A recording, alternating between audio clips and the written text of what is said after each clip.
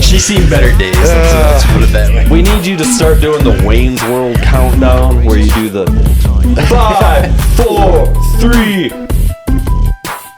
You gotta do that. It's the circle into the circle in. Yes, thank you. Fellow Wayne's World man over here, always good to see. Oh, one of the few movies that has like a good sequel that's almost as good. Agreed. It's like Ghostbusters and Wayne's World. Those are like the only two. Yes. And I'm not including any of the new Ghostbusters. I haven't seen them. I haven't seen any of them. You've never seen a single Ghostbusters? No. I love the original Ghostbusters and Ghostbusters 2. I mean the new ones. But the new ones, no. I haven't watched any of them yet because why bother? I can't bring myself to do it. Why bother? Yeah, I don't know. The new one kind of looks all right. It looks all right. I heard it was okay. Don't go down that road. I feel like that's a movie I'd watch on like a Sunday afternoon with my mom if I was visiting my mom. Yeah. Be like, okay, put Ghostbusters on. I guess we can not have to worry about any of us hating it. Yeah. Well, that's like, I don't think I'll hate, like, by no means I think I'll hate it, but I'll just be like, that was a movie we watched, huh? I just heard someone talking about it the other day, and I feel like it was pretty spot on. Like, obviously, the first one was, like, not really a kid's movie, right? Like, kind of, sort of, but there's the famous jack-off John scene or whatever. It's not a kid's movie. I don't but it was also a kid's But then the second one on, they started to kind of lean more into, like, the cartoon angle, which was obviously developed because that's how they make money. Yeah, they sold a lot of merchandise. Yep. I had all that shit. So did you. We both had fucking all that shit, dude. We rocked a two-man Ghostbusters Halloween costume, which is sad that we couldn't find two other friends. You guys couldn't find a black guy? You guys couldn't find a black friend? Indeed. We grew up in Fruitport. I was going to say, slim pickings. Had to fucking put somebody in blackface. And then just like, this is going to be problematic. Hey, you're Winston. But those costumes ruled at an incredible rate. The whole story about that is, no, yours did. I didn't have any of my stuff anymore. It's a kind of long story. I had a house fire. All that stuff was gone. Yeah. He still had a bunch of his old toys and gear and shit. So he convinces me go as Ghostbusters because I didn't have a costume. But then he wouldn't give me like any of the gear, like any of the gadgets in it. He gave me like one. I don't even remember what it was. I gave me the broken detector, like a little like the PKE fucking thing. He was like decked out. I had the full backpack. I had the one other thing. You were the Temu Ghostbusters. Like, all right, here's a jumpsuit. We did have the white wagon from my mom, which is a very nice touch. That's a fantastic touch. White station wagon, got the little emblem thing that was slapped on there. It was pretty rad. That was baller as fuck. Beat up. See if you can find the blue proton packs though, and they had the thing, and it had a yellow piece of foam, baby. Like a fucking pool noodle, basically. But it was before the pool noodle. That you stuck in it, and it was like the beam. Across the streams. Yeah, we had 4 of them fuckers. Yes, right there. Man. Yes, dude. So shush. That little PKE meter down there. Yeah, that shit was awesome, dude. That's the shit. But see, even that's from the cartoon. Yeah, the real. Yeah. So it's really just, not a kids movie or like a young adult movie, I would say, like a good movie for teenagers in the 80s. Yeah. And then the second one in the cartoon, they're like, let's make some fucking money. Let's make some Ecto Cooler High C, and we'll sell it. The shit. Yeah. Did they still make that shit? They said they were bringing it back for the new. I think one that came out last year, collector item now. Like you can still get it on eBay and shit. The originals you can, but it's anything edible when it comes to buying something. Why? It's the nostalgia. Unless it's rat snacks, I don't know. But like the nostalgia is like in the taste and the smell. That's what you remember. But like you're not gonna drink that. I know the packaging. I mean, the packaging's pretty dope. Get enough beers and man, I'm like crushing Ecto Cooler right now from circa 94. And you'll actually get more drunk than you would from any alcohol. Fucking hallucinating at a fucking unprecedented rate, and that green fucking some quasi ayahuasca at this point. Man, you actually see ghosts. You're like, oh my god, what happened? I just saw somebody fucking found like a 50-year-old Pepsi unopened in some fucking like riverbed or some shit. Wow. And I think they drank it or something. It's kind of got to be done, dude. I mean, fucking. It's got to be flat by now, right? Like, it was in the bottle, dude. I don't know. It was capped up. It was all unopened, all sealed with like the metal cap and all that. I feel like the real holy grail of old drinks would be a crystal clear Pepsi. If I could find myself a 20-ounce bottle of crystal clear Pepsi, I'd be a real happy camper. Was that? Is this it? Oh, this might not be Russian, what I saw, but this is some kind of commie Pepsi going on here. What is this? Don't drink the commie Pepsi, dude. Oh, that's not real Pepsi. Yeah, it's a win for Putin if you're chugging that. Yeah, what do you not support the Ukraine? Look at it's a reasonable amount of foam in there still. Is it like a Chernobyl Pepsi? Is that what this is? That's the reason it survived. Like, dude. Yeah, this guy's dead now for sure.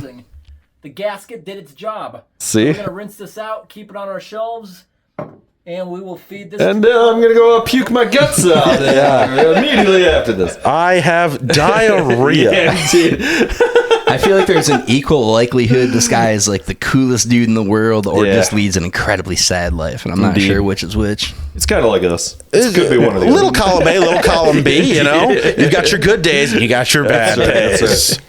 The other thing that fucking that I think is baller as fuck is those guys who ate mastodon, like frozen mastodon out of the tundra. Shit. Yeah, some fucking scientists, you know, they fucking dig them fuckers up and they're all like frozen in the permafrost or whatever. Permafrost? Right? Yeah, that sounds right. Yeah. I'm going with it anyway. It sounds right. And so, some motherfucker, they boiled it up.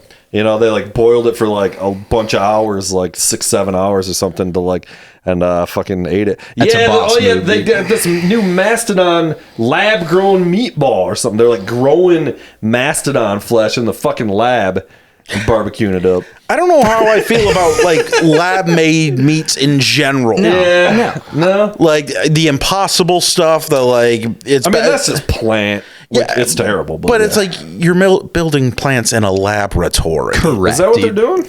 Yeah, I thought it was just like fucking like.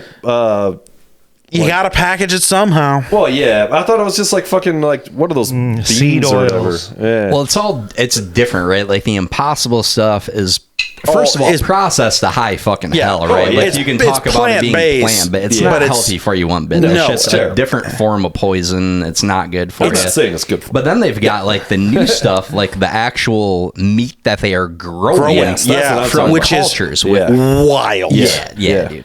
First AI, now that like we're not gonna make it, guys. We're not gonna make it. I mean that's some shit. Like you don't know what it's going to do to your body. It's grown in the fucking lab, bro. Like there's almost no chance but it's okay. If it's identical, like at the cellular level, but I don't know if it is, man. Like I don't know if it is. That's either. some Jurassic I'm saying, Park what shit, if bro. it is? I'm also not a scientist or a doctor, so it's like they could tell me it is. And like, yes, the USDA and all that, they have to approve of it. Yeah, they don't give a shit. They also know money's great. Yeah. It's all sketchy as hell, man. Like, I don't trust it. The easy and probable answer is like the less natural it is, the more it's gonna fuck you up. Right? More like than you talk about these cultures and the same. So if somebody fucking here on the pod was like, "I got a bomb ass lab grown ribeye, we're gonna grill them up." Would you eat it? Would you try it? I do the Pepsi challenge. Yeah. Like grill up like a real ribeye and then do that one. Don't tell me which one's which. Right. And then be like, all right, which one tastes better? I would try that. And then, but like, if it's like, nope, this is the only way to do meat from now on. I'm an American, damn it. Soylent Green, baby. Yeah, like. It's people. We're eating people. I think that's probably what it is. It was good enough for the ladies and gentlemen on the Donner Pass. It's good enough for me. Why I'll roll not? the dice on it. Yeah. I mean, I'd try that shit once. I'm absolutely not going to make a staple diet of it, but like I'd give it a whirl. No, anything, try once, but some cultured mastodon from scratch, I'll eat the shit out of that. That's what he was just showing, that it. fucking mastodon meatball, dude. Can't be any worse than a Big Mac at the end of the day. I was going to say, the meat's probably better, but still weird, though. If it's not endorsed by the band Mastodon, also, I kind of want nothing to do with it. It's got to be. That's probably a good. That's the next level. Those guys need to have their own brand. Yes. A branded Mastodon, the band, Mastodon lab grown meatball. It's so, and they sell it at their merch stand, you know. That's all they sell at the merch stand. It's like you get a T-shirt and they just wrap the meatball up in the T-shirt and give it to you for All right, that'll be $45. Enjoy the show. Shit, more than that, man. Fucking A, dude. Merch at shows is getting ridiculous. Well, because tickets have even gotten ridiculous. Yeah. Well, the reason a bunch of merch goes up too is because like all the fucking everybody else has their hand in the fucking merch fucking thing now, which it used to just be that was the band's thing. Yeah. But because there's no records being sold anymore, the fucking record companies and whoever else has to make money too. So that's why merch has gone from $20 a t-shirt back in the day to fucking $80 now sometimes for a t-shirt or whatever. And inflation and everything else. Yeah, it's all the same, but that's what it is though. It's mostly that. Right. You know? They're like, we need to make more money. It's like, don't you have enough money? No, not really. No. Honestly, not really. No, even big companies in entertainment aren't really crushing it. I mean, if you're running the Taylor Swift tour, but like, Disney's hurting these days. That's a good point, my friend. They're I'm just saying, like, if you're running like, you know, regular mid-level normal bands and shit like that, like it's like, even if we go up to Disney, Sony, stuff like that, they're all like, Netflix is like $3 billion in the hole, some shit like that. All these companies are like really in the hole, but also are worth more money than God. That's it's a weird right? new economy in the last couple dozen years or whatever, where it's not about the actual profit margin and how much physical money you have. It's all about the market capitalization and what is your company air quotes can I say I'm worth $20 million? I mean, let's just start doing it. Like, I'm worth this much. I know I'm not, but if I make people believe it, are they going to start giving me free shit? One would think and hope. I'll sell out so quickly. Oh, hell yeah. You know, this podcast is actually worth a tremendous amount of money. I heard it's worth more than anything else in the world right now.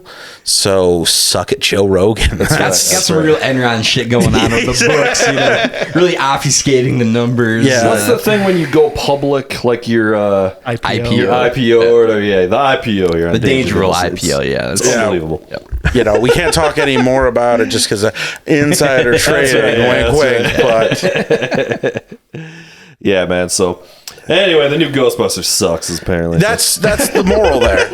You know, busting doesn't make us feel good anymore. It used to. Dude, I just saw that T-shirt that says "Bustin' makes me feel good" with the logo, and I was like, "Oh my fucking god, I have to have this T-shirt."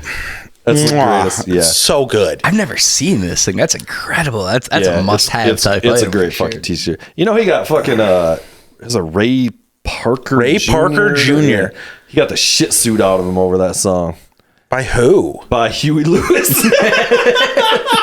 And or the news. I don't know if the news was a co-defendant. The news is like, no, Huey, we're sitting this one out. It's like, Huey, it's all you. It is a identical ripoff of "I Want a New Drug" by Huey Lewis. Okay, now that you're saying that, I'm just like, what a new drug. Bustin' makes me feel good. Yeah, that's the same song. It's the same song. And I mean, it was only like a year later, you know. But Ray Parker Jr., he got nominated for an Oscar for that fucking song. Did he? Yeah. He's still crushing it. Good on him. Yeah. I mean, and then I do have a funny Huey Lewis story.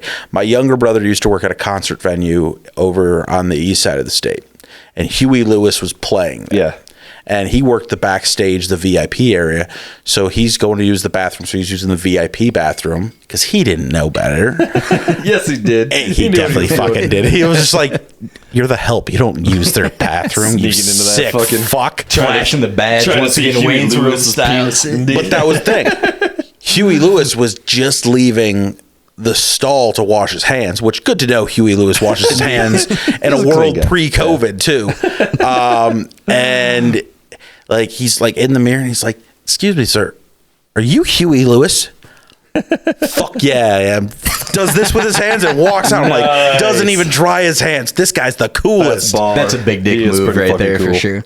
Side note, we need to party with a bass player from Huey Lewis. That guy looks like he gets down. That guy was the man. Guy from the news. Who knows his name? Quasi Kangol hat glasses. It's like the Blowfish. It's like, we know Darius Rucker's name's not Hootie, but like the rest of them definitely don't have names.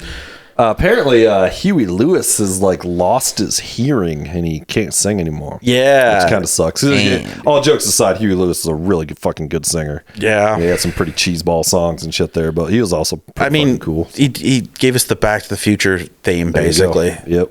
I always forget about that. Yeah, it's quintessential Huey Lewis. That whole soundtrack's him, and he's in the movie. He's the talent scout or whatever for the right. Which also the song they play in Back to the Future to like try to get on to do this.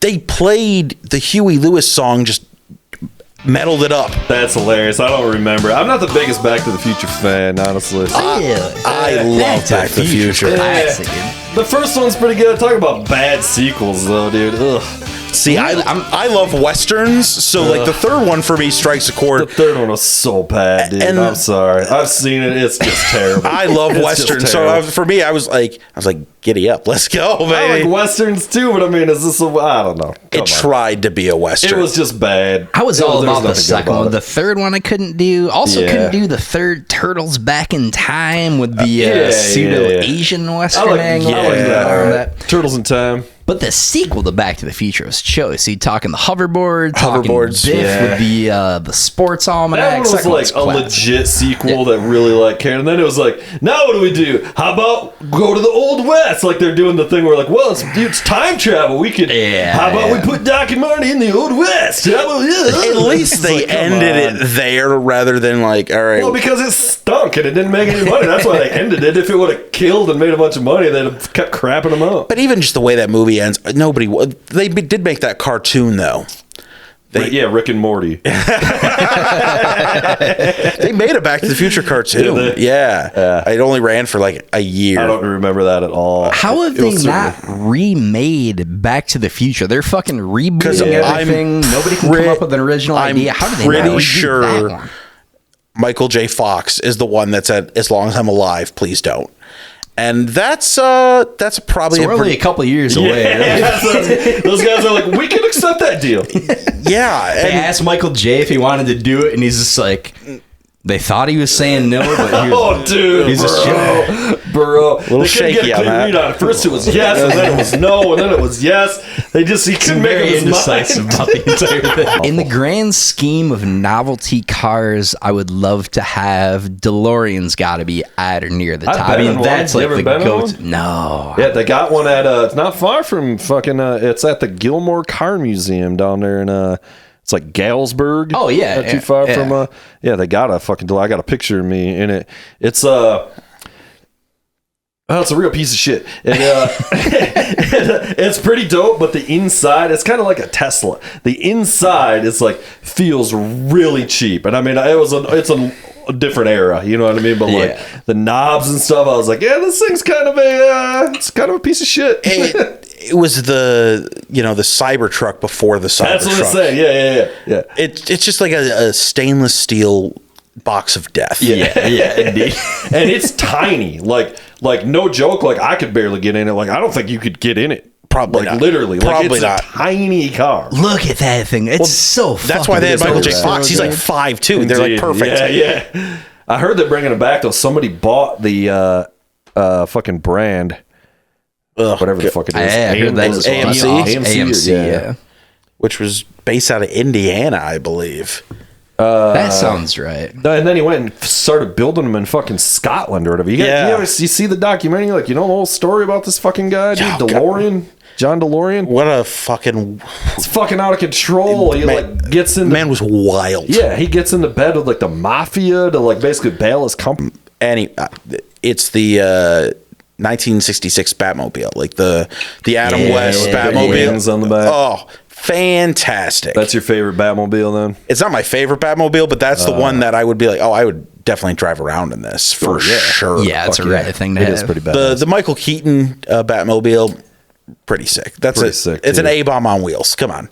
The Turtles van's got to be up there too in terms of novelty vehicles. Yeah, soak that thing a little. But you would need friends for the Turtles van, because if you're driving that around alone, it's problematic. Yeah. That's not great. No, that thing is sick. What kind of car actually is that? Even? I feel like it's a Corvette, but it's not. What is that? Well, they like built the whole body. I've seen like shit about it on some car shows, you know, like I think even like it was on like American Pickers maybe or something. That would make sense. Yeah, it might have fucking had it. Oh yeah. I was really obsessed with that American Picker show for a hot minute. Goddamn, that was a fun show back in the day. I liked it.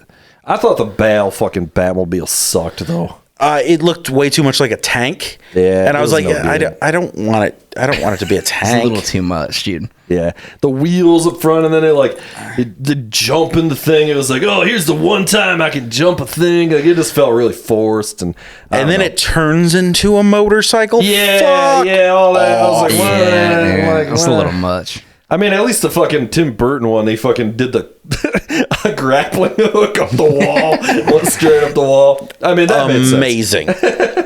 Didn't the Pattinson one have some kind of motorcycle too, or am I?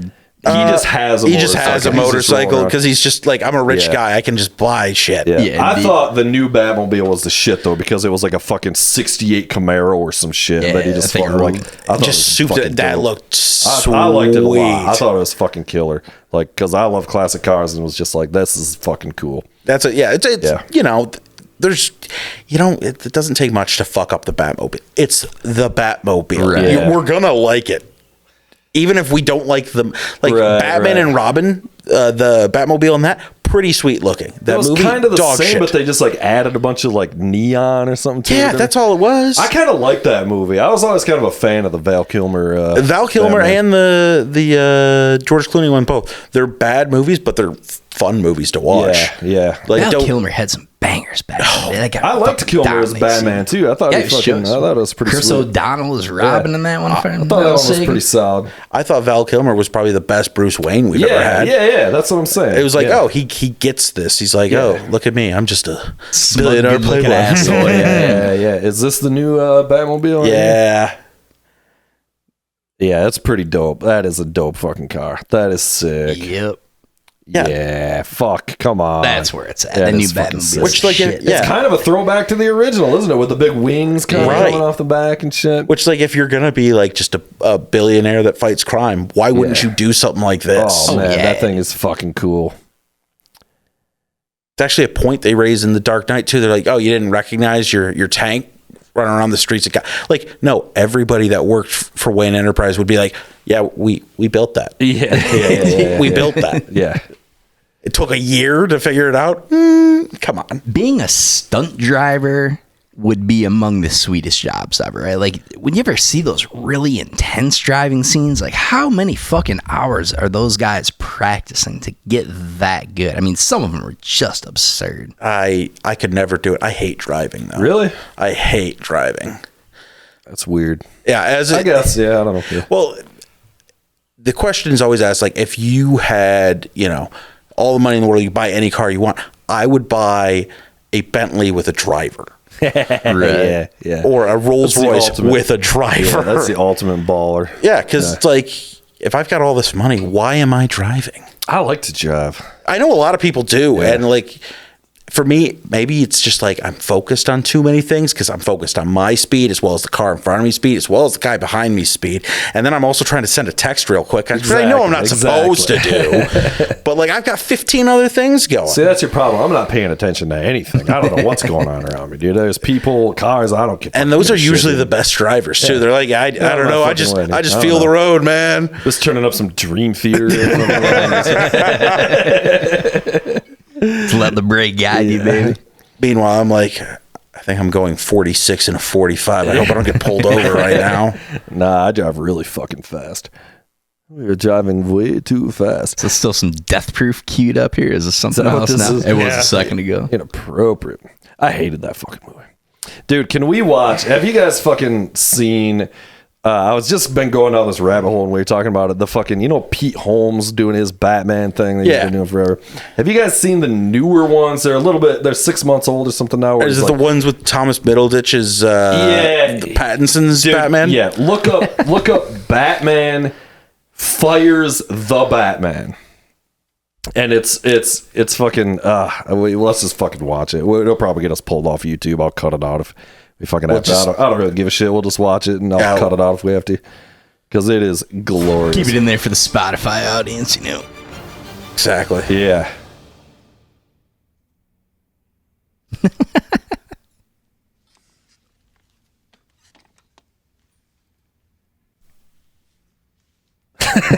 It's already so good. So, listen. Stop copying me. Stop copying me. I am vengeance. What? All right, vengeance. You're fucking fired. What? No, I'm your replacement. No, you're not. I'm gonna have to cite the case of ain't broke, V don't fix. I don't even know why you're here. What's the difference? I'm the Batman. I'm Batman. Okay, I don't mean to be Sean Parker here, but you can drop the. Nobody wants to know that on Facebook, and nobody's afraid of the Batman. I don't want to trigger you, but you're the dinosaur. Look at that suit. So 2005. Okay, what's so great about your suit? How is this an improvement over this? Are you kidding me? Use your eyeballs. Cowl goes up. The cowl goes up. Okay, yeah, no, I was just praying I hadn't heard you. So good. I did. So you have a turtleneck, so the chili rain doesn't land on the back of your head. I know you're goofing around right now, but yeah. When it's raining pretty hard, the cowl up version. Warm, because this is the rainy season, man. Gotham is wet. Sorry, but what's up with that voice? What, this voice? Yeah, This voice rules. that voice sucks. It sucks. Yours drools. Yours is too gravelly. Yours isn't even masked. It's just your regular Bruce Wayne voice lowered. Yeah, I want people to lean in so I can pop them right in the mouth. You sound like you're getting winded, pulling the foil off of a single-serving yogurt. Well, I actually am plant-based, so I don't eat yogurt. So, yeah, a lot of berries, nuts, and actually Alfred makes a little mild. Are you even wearing black eye makeup? Or are you just low iron? You need to eat some fucking meat. You're gonna need those calories when you fight hardened criminals. There are multiple ways to get protein. You don't need to slaughter and take the life of an animal to get it. I don't do much fighting. Oh, I've been seeing these new ones. This shit's gold. Much fighting. I get to the crime scene after it's happened. So I poke my nose around, take some notes. You just walk around like a regular cop? Yeah, they like having me around. Jesus, fuck. Look, man, you gotta face it. I'm cool. I'm edgy. Okay, I'm Kurt Cobain. Yeah, because you're dead to me. I think I get my point. I'm the winner. You're the wiener. I'm about to make my point. Really nailing this new Batman, by the way. Sometimes, So spot on. Yeah. then, the wounds scar over, and you're then mainly just scars. Sorry, are you journaling at me? The outside of your body, and they make you strong against dicks who don't understand how cool you are. My scars make me so strong. They make me stronger than metal. The metal wind.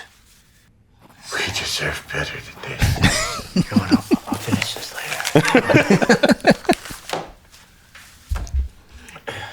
You okay, buddy? That kind of stuff takes a lot out of me. Drops my blood sugar levels. I forgot to bring a snack. Do you have any food?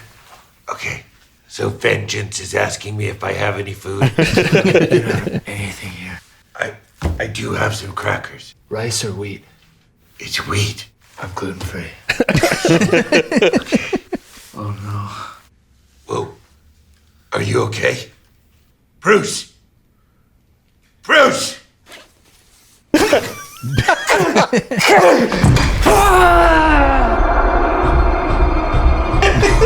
It's so good.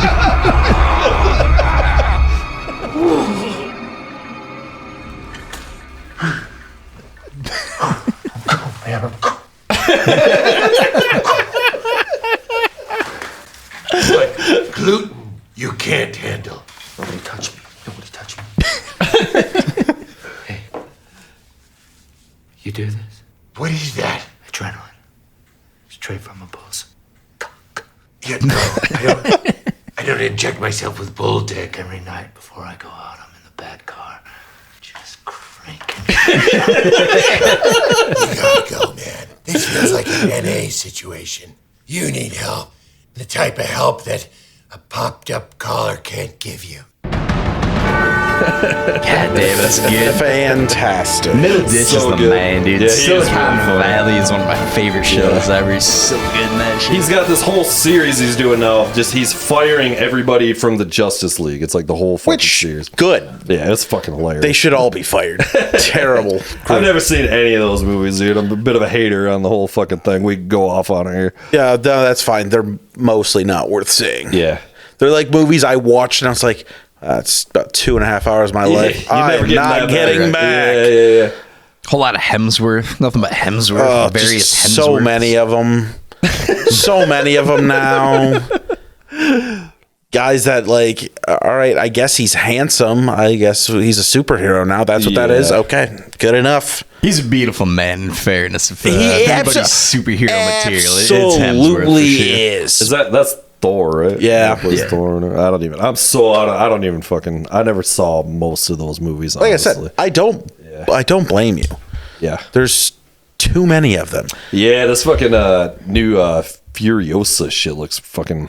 It's apparently it got like a literal 10-minute standing ovation at Cannes or whatever, the film festival. Damn. Which is not out of they're pretty smug over there doing that, so they'll get some fucking standing O's and shit. But for that movie to get one seems impressive because usually it's, some understated indie type shit. So if they're into this, that's probably a pretty good sign. Apparently she only has like 8 lines of dialogue the entire movie, which is pretty dope. It does make sense though, because it's like every Mad Max movie. Yeah. Max has 10 lines of dialogue exactly. the whole time. Yeah.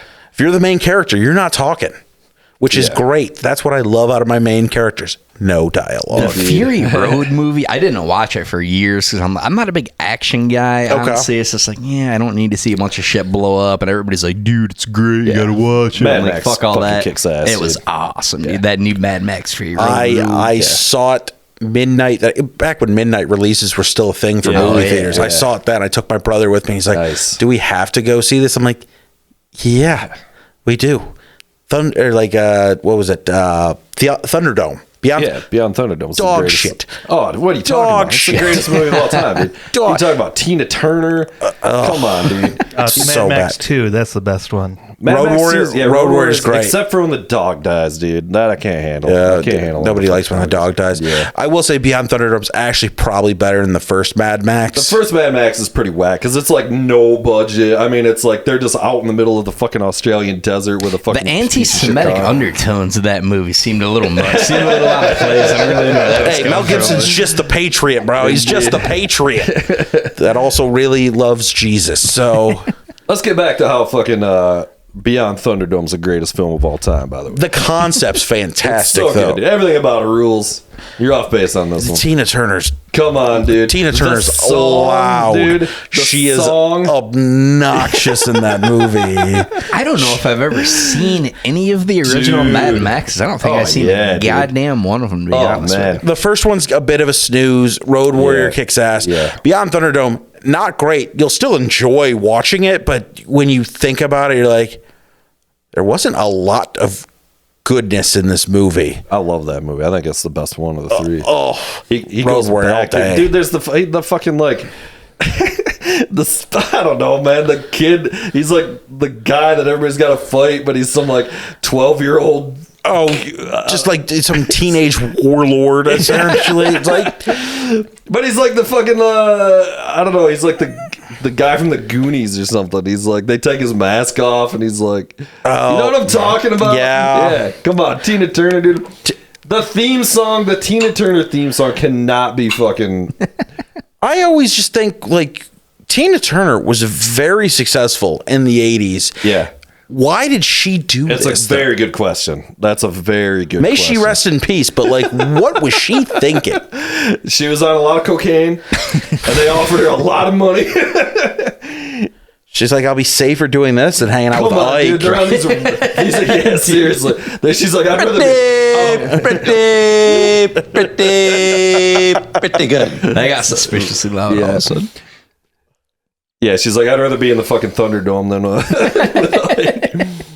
It is a shame that rules. Mel Gibson is such a horrible anti-Semite because he's kind of a terrible person. He's made so many good movies. Bangers. He's a tremendous actor. Lethal Weapon, Lethal Weapon 2, 3, and 4. Indeed, Come on. Lethal Weapons 1 through Apparently 4. they're doing another, which I don't know how I feel about, but yeah. Apparently him and somebody else really random have like started some new anti-woke fucking it's him and Jim Caviezel. He brought him and Jesus back together.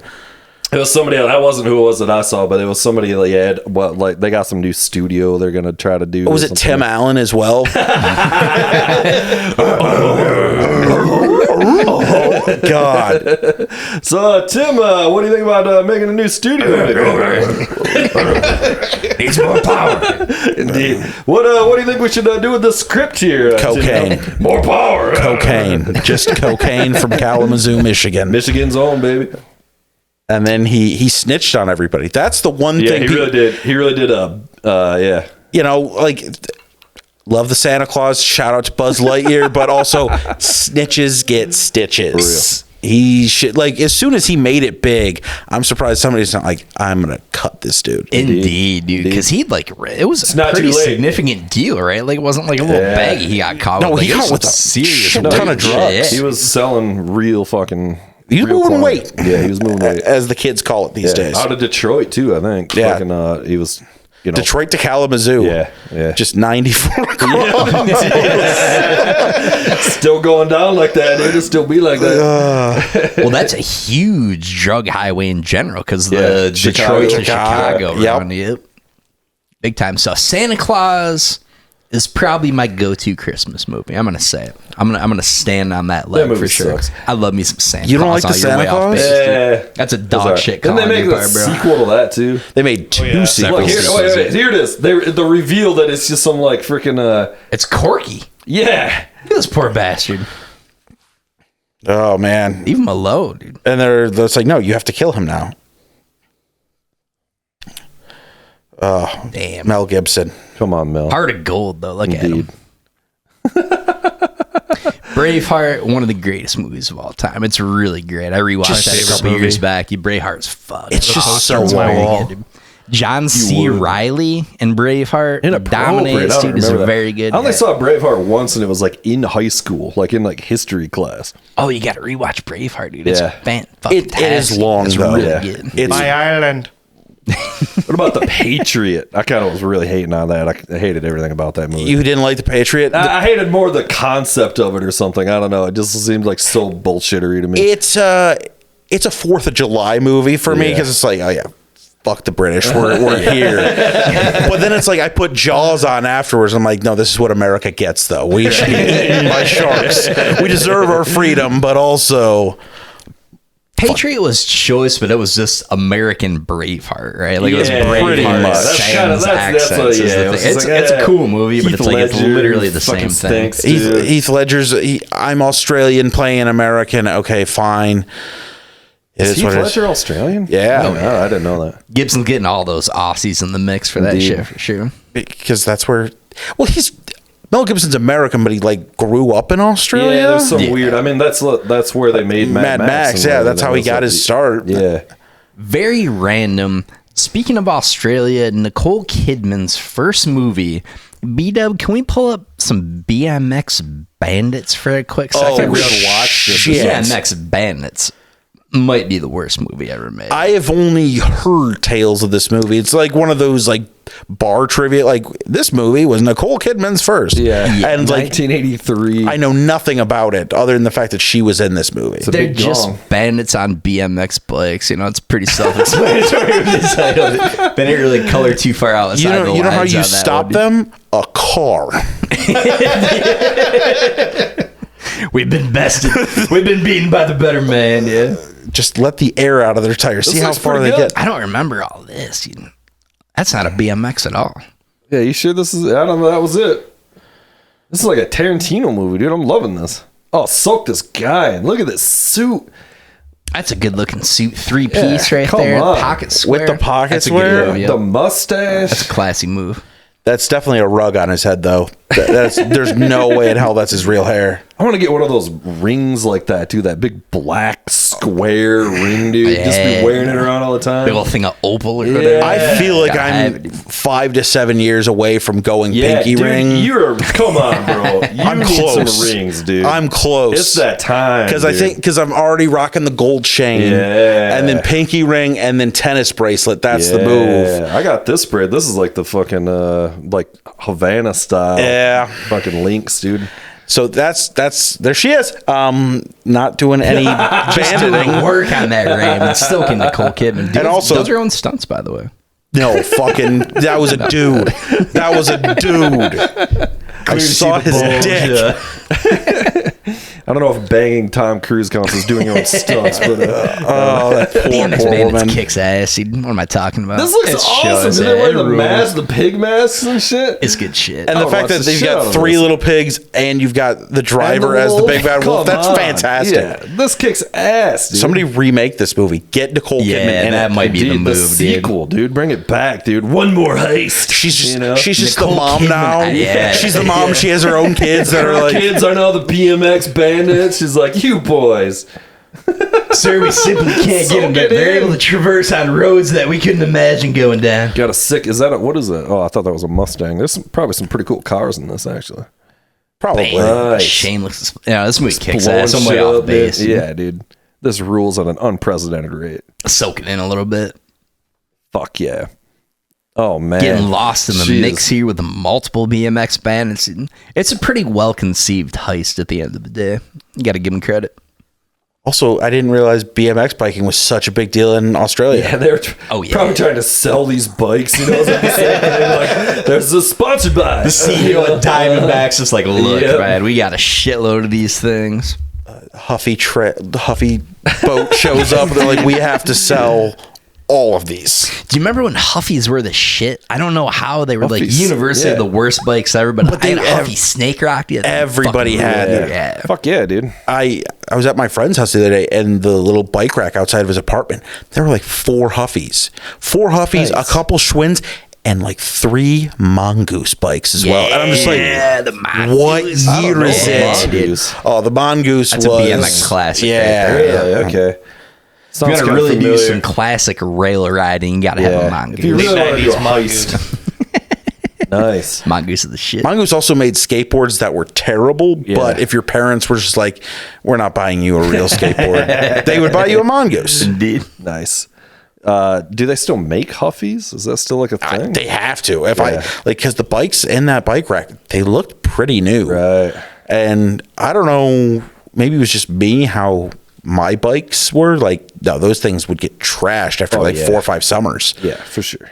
You know, but I also was getting hand-me-down bikes from my older brother. So it was just like, all right, we put new tires on this one. It's fine. Yeah, but this thing sucks. Yeah. Isn't it incredible how much we used to ride bikes when we were kids, dude? It's all over. As soon as one of your friends turns 16, gets a car, you're just like, I think it was even before that. I feel like from like 10 to 16, I just didn't. I didn't go anywhere. So I went on my bike everywhere until one of my friends got a car, and then it was just that was it. no. I'll either walk or I'm getting a ride. Yeah. I feel like I ended up walking quite a bit of places too. You know, That's a sucker move, bro. You gotta break that Huffy back out, dude. dude. But the thing with a bike is, though, it's like nobody likes a bike in the road ever. Oh, It's yeah. so annoying. You see a People cyclist in the better road, lane, it's yeah. like, all right, Come on, man. you have a lane. They literally made you a bike lane, Yeah. and you're not in it. This should mean you're I fair don't get game. this like you can't ride a bike on the sidewalk horse shit. Like That come doesn't on. make any It's sense to me at ridiculous. all. Nobody's walking. Just ride your fucking bike on the sidewalk. This is the law. Get the fuck out of here. I'm running for president. Goddamn it. I'd vote for that over Yeah. anything else Come right now, on, seriously. because that's at least something. So Yeah. It's like this one asshole that wants to ride his bike. There's a sidewalk right here that nobody else is on. nobody else is on. Nobody at all. No, I'm know? traversing the shit out of these sidewalks. I'm gonna stand up for the pro walking community. You can still Don't walk fuck on around it. these bikes. I'm not. Why don't we just- the whole thing? why with don't the we just elbows out make- here. It's no bueno, bro. wider sidewalks. Yeah, This is the move. Or the lane down the middle. I think like Korea or something's got some kind of like big fucking. This is bike. a ticket I can get behind Yeah. right here with the combined brain come on. power of you two. Widen the Sidewalk, because then you can have your walk lane on the sidewalk and your bike lane on the sidewalk. Yeah. How about just a lane for every conceivable form of transport? You got your Segway lane. You got your skateboard lane. Scooters you got there. Rollerblades. Scooters, electric scooters, and non-electric. Different lanes. Different lanes. Yep. If you're on a razor, Yep. good luck. Your might ankles be are the only fucked. human being in the world that still has rollerblades. I'm still getting down on some rollerblades. Like, still use them? Oh yeah. Do you have the brakes on the back of them too? I gotta have the brake. I'm not man enough to do the drag. Once in a while, I'll fuck with the drag. The drag's fun to do, but the first time you wreck your shit, you're like, I never want to do that again. Yeah. The drag gets to be a pricey move in a hurry with the wheel replacement for sure. Do you still have like the good ones, like the skater ones, like we used to have? We used to have like real, like actual skater ones. I do like not in high have the school I shit. had some dope ass K2 Yeah, ones. yeah, We're trying yeah. to do that. Yeah. For a Back when, hot what was minute. that? Aggressive inline? That's what they call it? Yeah, we baby. had all that shit, dude. Yeah. That was always the bitch move for people who weren't good enough to skateboard, which was me. Yeah, it was both were super popular, but But I could never do either. Really, like I can skate, but like doing anything with like a ramp or tricks or anything like that, I'm like, I can move, I can play street hockey. That's all I need. Yeah. I had an original pair of rollerblades too. The first year, the name brand rollerblades. Oh, yeah. But this neighbor dude had them.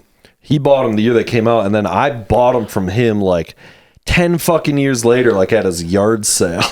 And they were like year one, like the original That's rollerblade. dope, dude. I kind of wish I still had them. God, I was gonna say, we gotta get those up in the pod. I have Someone that's a no good idea what the collector fuck item. would happen to those, but they were pretty badass. Those are that's like, because a lot of people do forget that rollerblades was the brand. It's like Kleenex. It's like they're not all that. That's just what those were. That's the dream, baby. Becoming so ubiquitous that your brand is just the name. Shout out to of the Q-tips, thing. man. Like, who's calling those things cotton swabs? Good call. It'll be just a matter of time before everybody calls podcasts Dangerville. Right. I think That's the move right there. Oh, did you listen to that Dangerville the other day? Oh, which one? Yeah, the Joe Rogan. The Joe Rogan Dangerville? I needed another drink. I can't even talk. Pisser.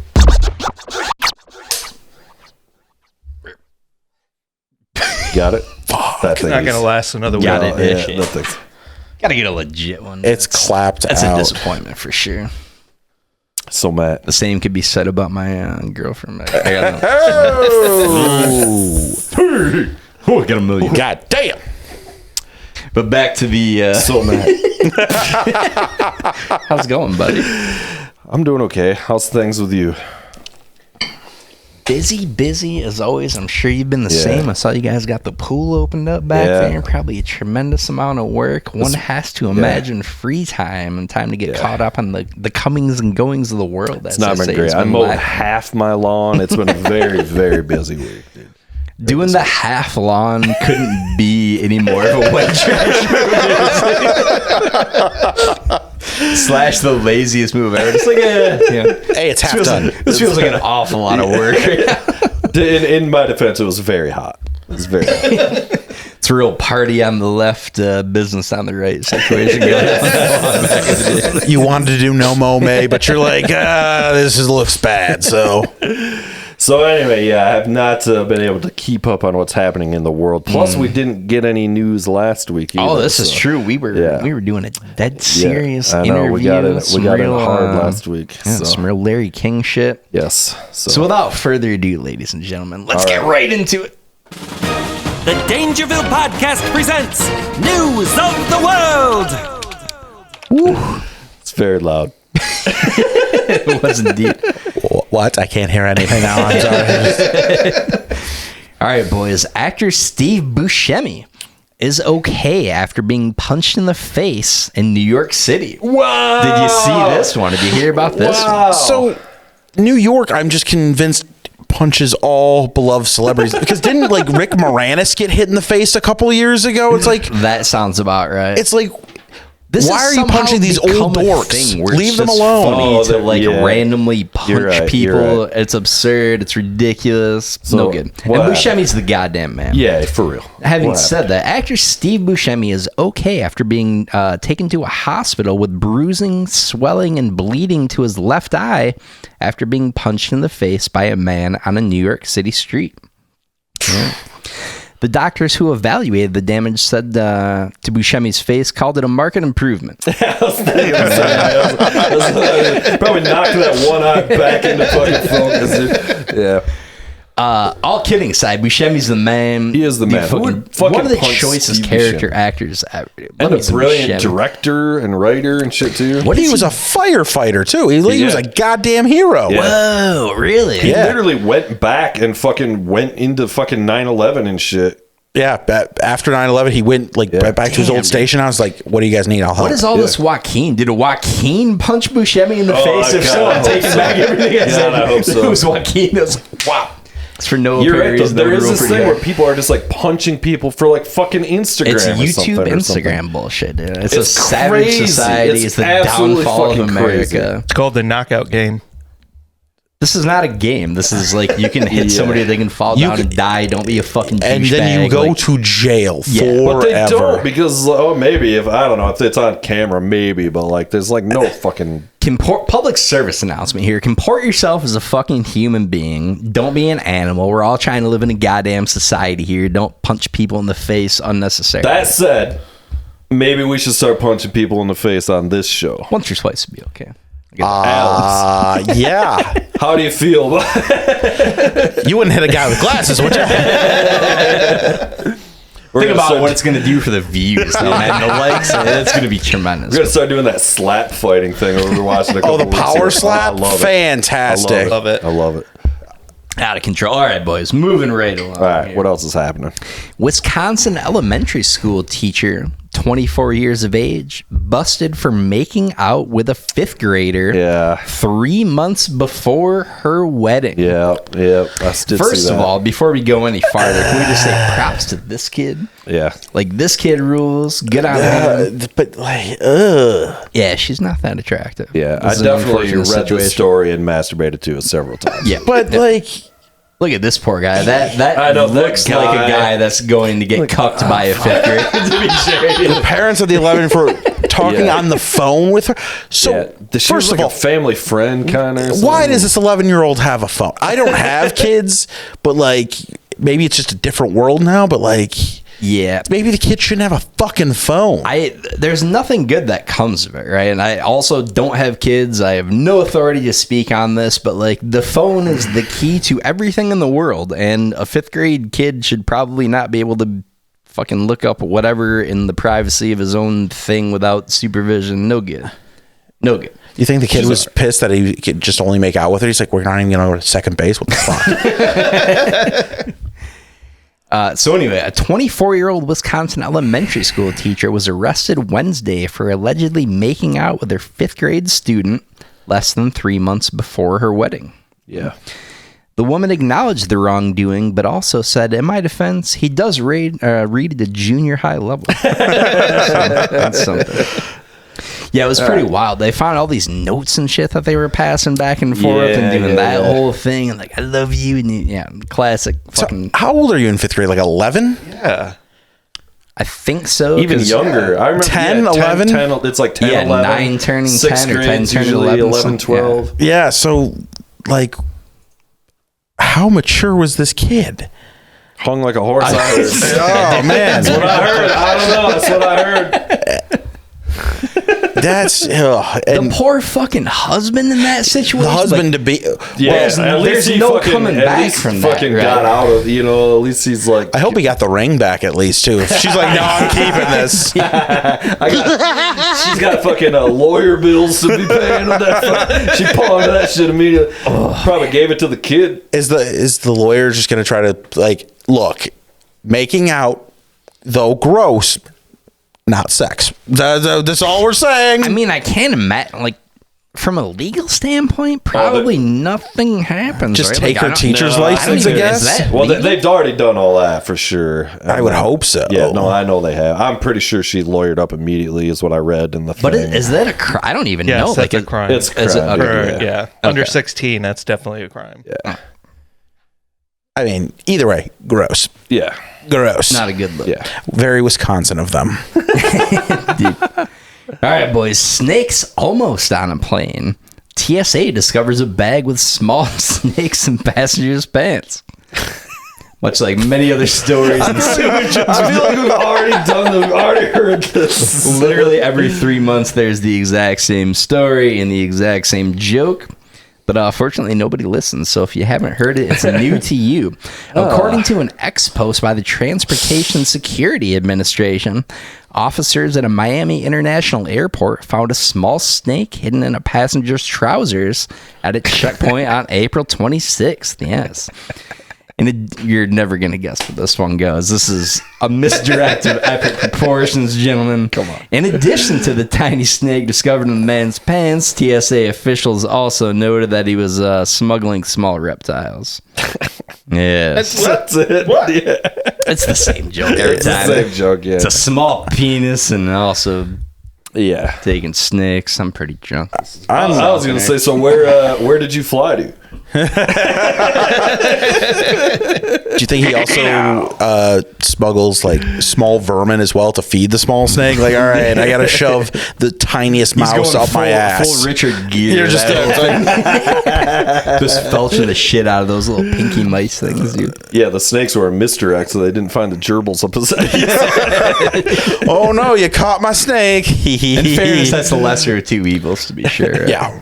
All right, students walk out on Jerry Seinfeld's Duke commencement speech. You hear about this I one? did. I saw that. Yeah, they organized some.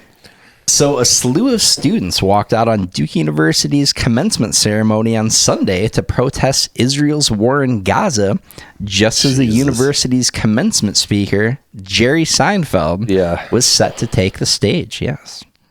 In fact, so many audience members left early that Seinfeld questioned aloud whether he was at the commencement speech of Duke or the premiere of Unfrosted.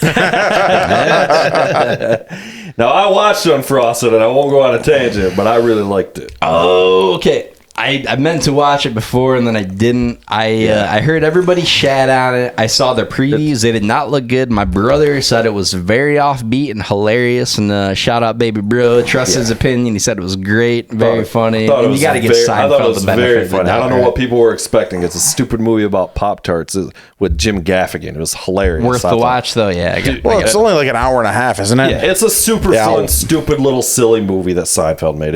I loved it. That's a movie I could see myself just getting high and putting on. That's what I did. Like, it was a little cheesy at times, but there was actually some really witty dialogue. There was some classic bits from other people. I mean, it's Jerry Seinfeld. Yeah. Right? Like, it's Jerry Seinfeld, and he compiled like guilty. John Hamm cameo. There's a fucking and this is the best part. And again, sorry, I'm fucking Bill Burr plays John F. Kennedy, and he needs to do a whole movie as fucking Kennedy. It's one of the funniest fucking things I've like ever seen. Just the Bill Burr as John F. Kennedy. That's a hilarious casting. Gold. That I think, that's telling me, okay, I'll watch it.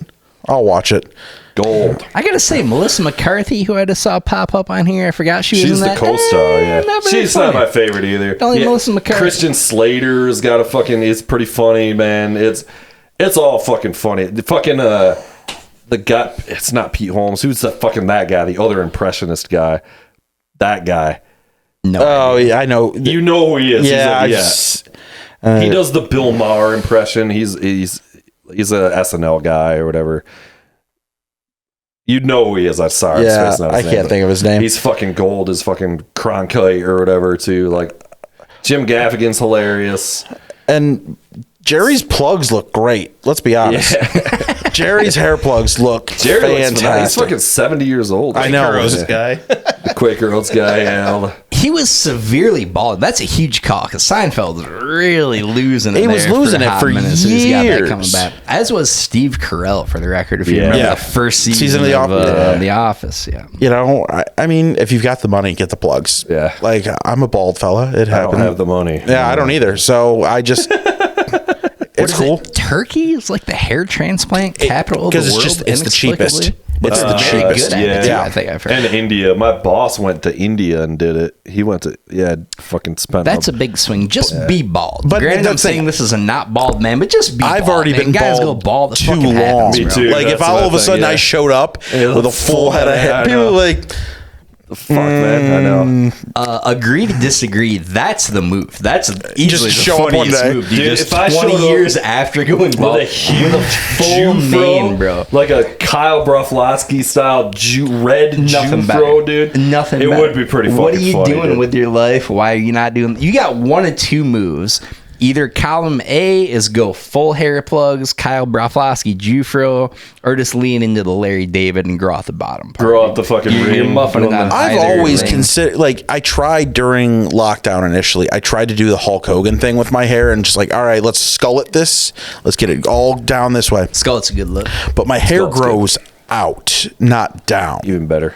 So I looked like a mess. I looked like Jack Nicholson in The Shining. But if you had a terrible offspring with Bozo the Clown, it was like, oh shit, this is what my face looks like. Oh, Hey, man, work and no ladies love play Jack. makes Alex a dull boy. They love Jack and they love fucking Jack in The Shining too, man. Yes. Fucking. This So- is interesting. Is this a real thing? Yeah, it's a psychological study that came out a few years ago where Yeah, that's bullshit. people perceive bald people. Believe as me, better as a naturally. bald man, this is not accurate. I'd Believe be me. curious to Not know true. if this is a Not function true. How many of, like, bald presidents have we had? Yeah. Checkmate, motherfuckers. How many bald That's a movie good stars call. are there?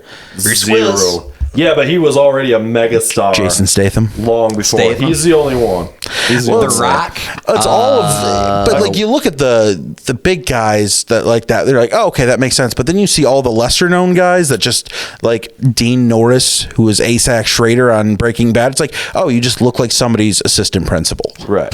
Like that's all it is. You either are cut and jacked and it's like, oh, bald badass, or like, oh, that's my friend's dad. That guy. Yeah. Yeah. Vin Him, Diesel. Michael Chiklis from The Chickless. Shield. There's your No. Vin Diesel's legit. That's a legit one. Michael Chiklis is not a star. He's a side guy. Except Chickless was enormous in his heyday. In, The Shield was like one of the biggest shows. what's the show of he his did era. before that though? There was like a sitcom, The Commish. Oh, Yeah. What a poll. Soaking it What a little a bit. poll. Agent Screw. Remember that shit on Family Guy? Oh. Michael Chiklis. Detective Screw. Chickless dominates. He was also in the fucking first Fantastic Four or whatever. He was in the first two, yeah. yeah, as the As thing. the He was the thing, thing. right? Yeah. Indeed. All right. Chiklis still, sir. Oh, we're still doing the Getting news. back on track, gentlemen. Sadly, we are still in the news here. Pig kidney transplant patient dies 7 weeks after groundbreaking operation. Jesus. Yes. So the Massachusetts General Hospital, I don't know what I typed here. This makes no sense. Anyway, some dude named Richard Slayman was the world's first person to receive a pig kidney transplant. Has finally died 7 weeks after the operation. Yes. Damn. Well, worth a shot. Until the this is a sketchy joke. It's not that funny. Until the man's death, there were no reported complications with the procedure outside of becoming increasingly suspicious of innocent black teens, which the hospital said is par for the course when it comes to receiving organs from a pig. I'm gonna allow that. I'm gonna allow that. That's I all like right. it. I like That's it. all right. I like it. I like it. That was a hastily written, not very good joke. I thought you were gonna. Some weeks it comes to you, baby, and some weeks it's a real goddamn that. struggle. I thought it was gonna be something about he's now I was sniffing out truffles. or That, something. yeah, I was like, I was looking for a truffle angle. Yeah, I was expecting an anti-Muslim joke, but we went with ACAB. I could have gone. Yeah, you could have went there. Any number of wildly racist directions I could have and possibly should have taken that joke. the kidney was not halal. It's not, it doesn't work. All right, boys, we'll wrap up with this one. It's official. Scientists finally confirmed what's inside the moon. B-Dub, this might be a heartbreaker for you. I know you're a hollow mooner. Me too. The moon is clearly hollow. Cheese. So we're going to dispel that rumor right now. Yeah. It rang like a bell. Rang like a bell. A thorough investigation published in May 23, which I don't know why this story is just coming out now, but that is in fact the case, found that the inner core of the moon is in fact a solid ball with a density similar to that of iron, gentlemen. So we can put that one to bed. So it's like a smaller moon inside of a moon. Yeah. It's just like the core it's a of the Russian Earth. doll of moons, Yeah, if you will. The single iron-like ball inside the moon differs from the softer silicon bead-like balls more commonly found in places like Uranus. And that, ladies and gentlemen, is Dangerville Podcast presents News of the when World. you get right down to it, there are a few things sweeter in this world than a good Uranus joke. Right? Or a bad Uranus joke, or any Uranus joke in between. Sweet Uranus joke. Since like 4th grade, when you learn the planets, you're like, all right, I'm going to use this till the day I die. Come on. Yeah. It's like the guys naming the fucking planets, or even going further back to the guys naming the Roman gods. We're just like, come on, bro. Yeah, they're like, it's Uranus. And they're like, no. I know how that's spelled. That's Uranus. I heard fucking, I was listening to some audiobook. And do you guys know who Stephen Fry is? The kind of comedian, The comedian from England, yeah. And he was pronouncing it probably the correct way, and it wasn't either of those. And I also can't remember the way he was saying it, but it blew my mind. I was like, oh, that's how you're supposed to actually say it. Uranus was the, it's that, but like he was saying it somehow even fucking different. He wrote some books about it's like the history of the Greek mythology, but from his British dry humor perspective. It's like a comedy book that rehashes the Greek mythology. It's like Monty Python style, you know what I mean? But for planets, yeah, okay. Yeah. It was a pretty solid, kind of a funny book, but it would be a cool story that I'd be telling right now if I could actually fucking remember how he was saying, because it was different than either of those, but I was like, oh, that makes sense. Anyway, though, moving on with the fucking news. In 1789, he named it uranium to support Bode's choice and try and end the debate. Perhaps because these two were German, it might not have occurred to them how the word would eventually be corrupted in English. Though it's also it hard occurred to know to how him for English sure, speakers dude. in the 1780s and They're 90s just like, yeah, it's would gonna be pronounce the hilarious. name. But since the word anus was in the language then, it seems unlikely that this particular pronunciation would have been popular. It may also have been pronounced with a flat A to sound like Uranus, or something more like the Greek name Uranus. It might have been something like that. Uranus. I think it was something like that. Especially if he was doing Greek stuff, that would make sense. Far less funny and cooler than Uranus. Uranus sounds like a disease. Some shit. He was You, dear modern Uranus or viewer, something. know that eventually these alternatives faded and left this name triumphant. Yeah, which sad leaves little someone like me Uranus with face my right there. terrible pronunciation longing for history to have taken a different path. The name Herschel might have made the planet sound a bit like a boring accountant rather than the very interesting planet it actually is, but this would still be a much better name than what we have. We seek to entertain and educate Yes, that was on very the informative. That was Dangerville very- Podcast. I am now That's just kinda how we calling every Uranus joke a Herschel from now on. That's for sure. I gave her the Herschel. Boys, can we do a couple of actual news stories? Yeah, I gotta just jump in right now. I'm gonna.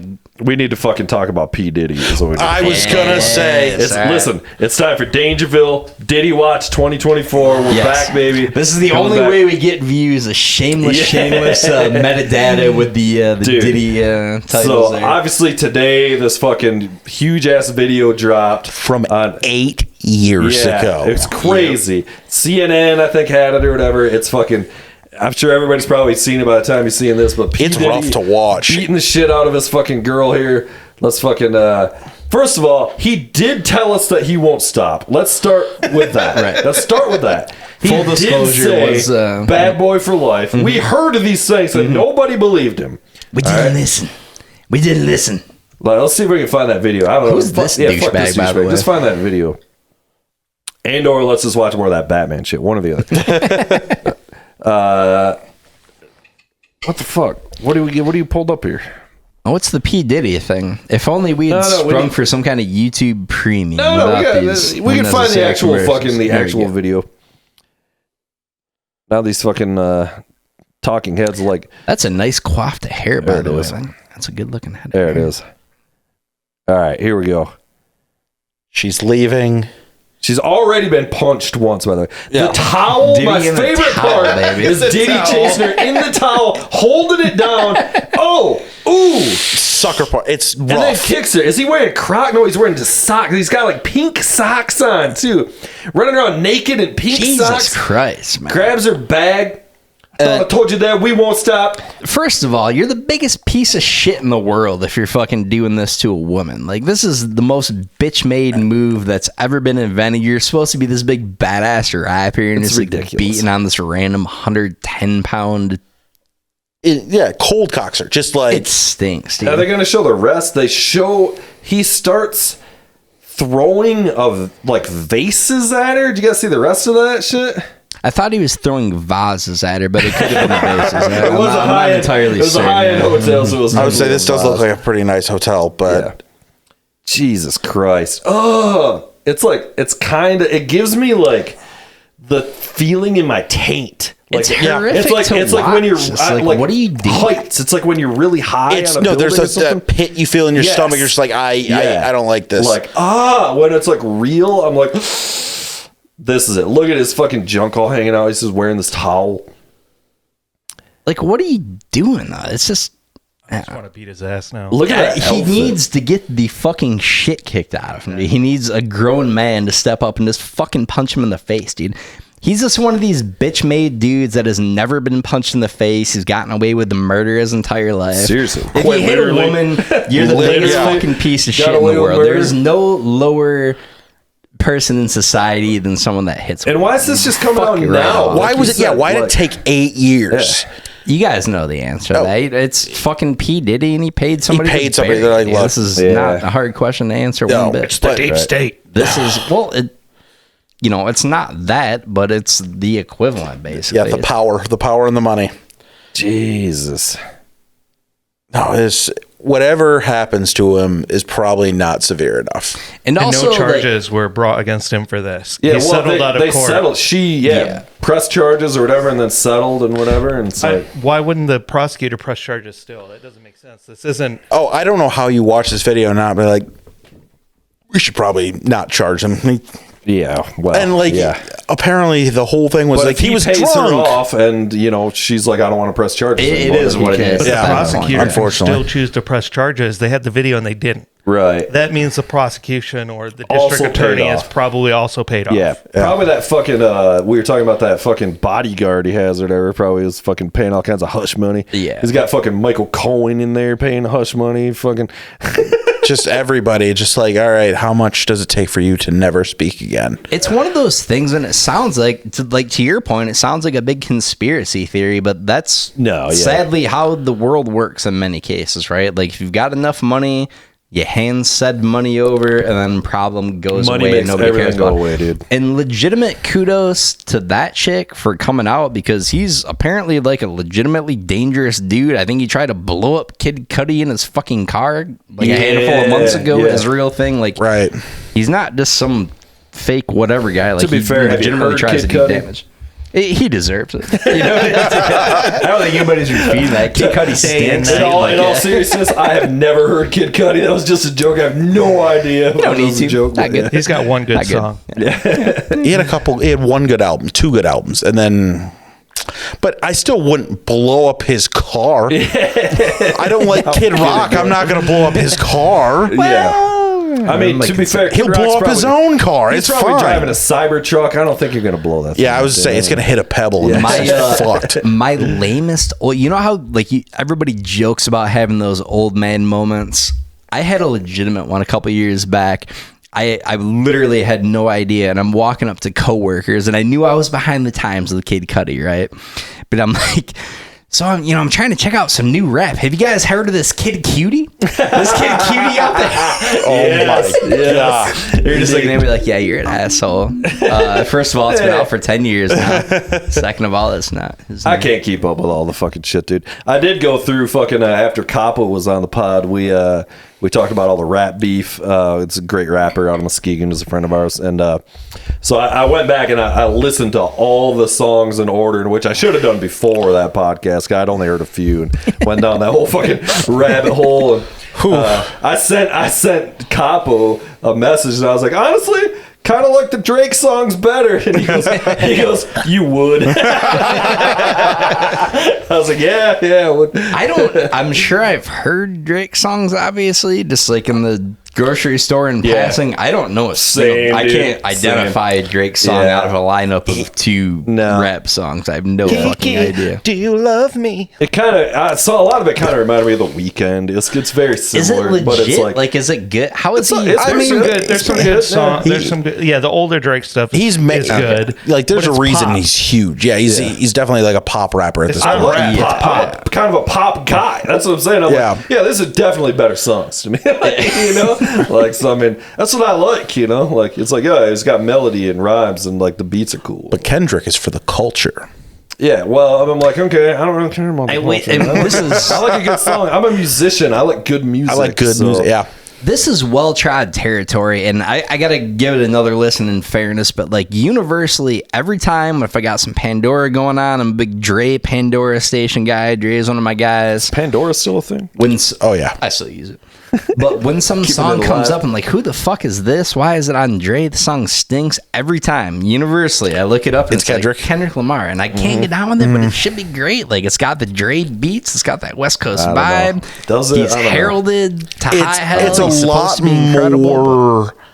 How do I say this? Like, it's just more quote unquote real. It's the more actual black rap experience, if you will, as opposed to Drake, which is like, hey, she's 15, but to be fair, Kendrick roasts him in those songs. It is he absolutely funny, man. Just destroys him. But Drake roasts Kendrick too, dude. Like, like everybody's like, I don't know, like feel like the thing's really swayed on this to like be it's all about. And I'm like, I don't know, Drake's making some pretty fucking funny points and shit. It's just part of it is the last song they came out with where he's like, I'm not a pedophile. That's not good because nobody's like when someone calls you a pedophile, there's no real good way to go about it.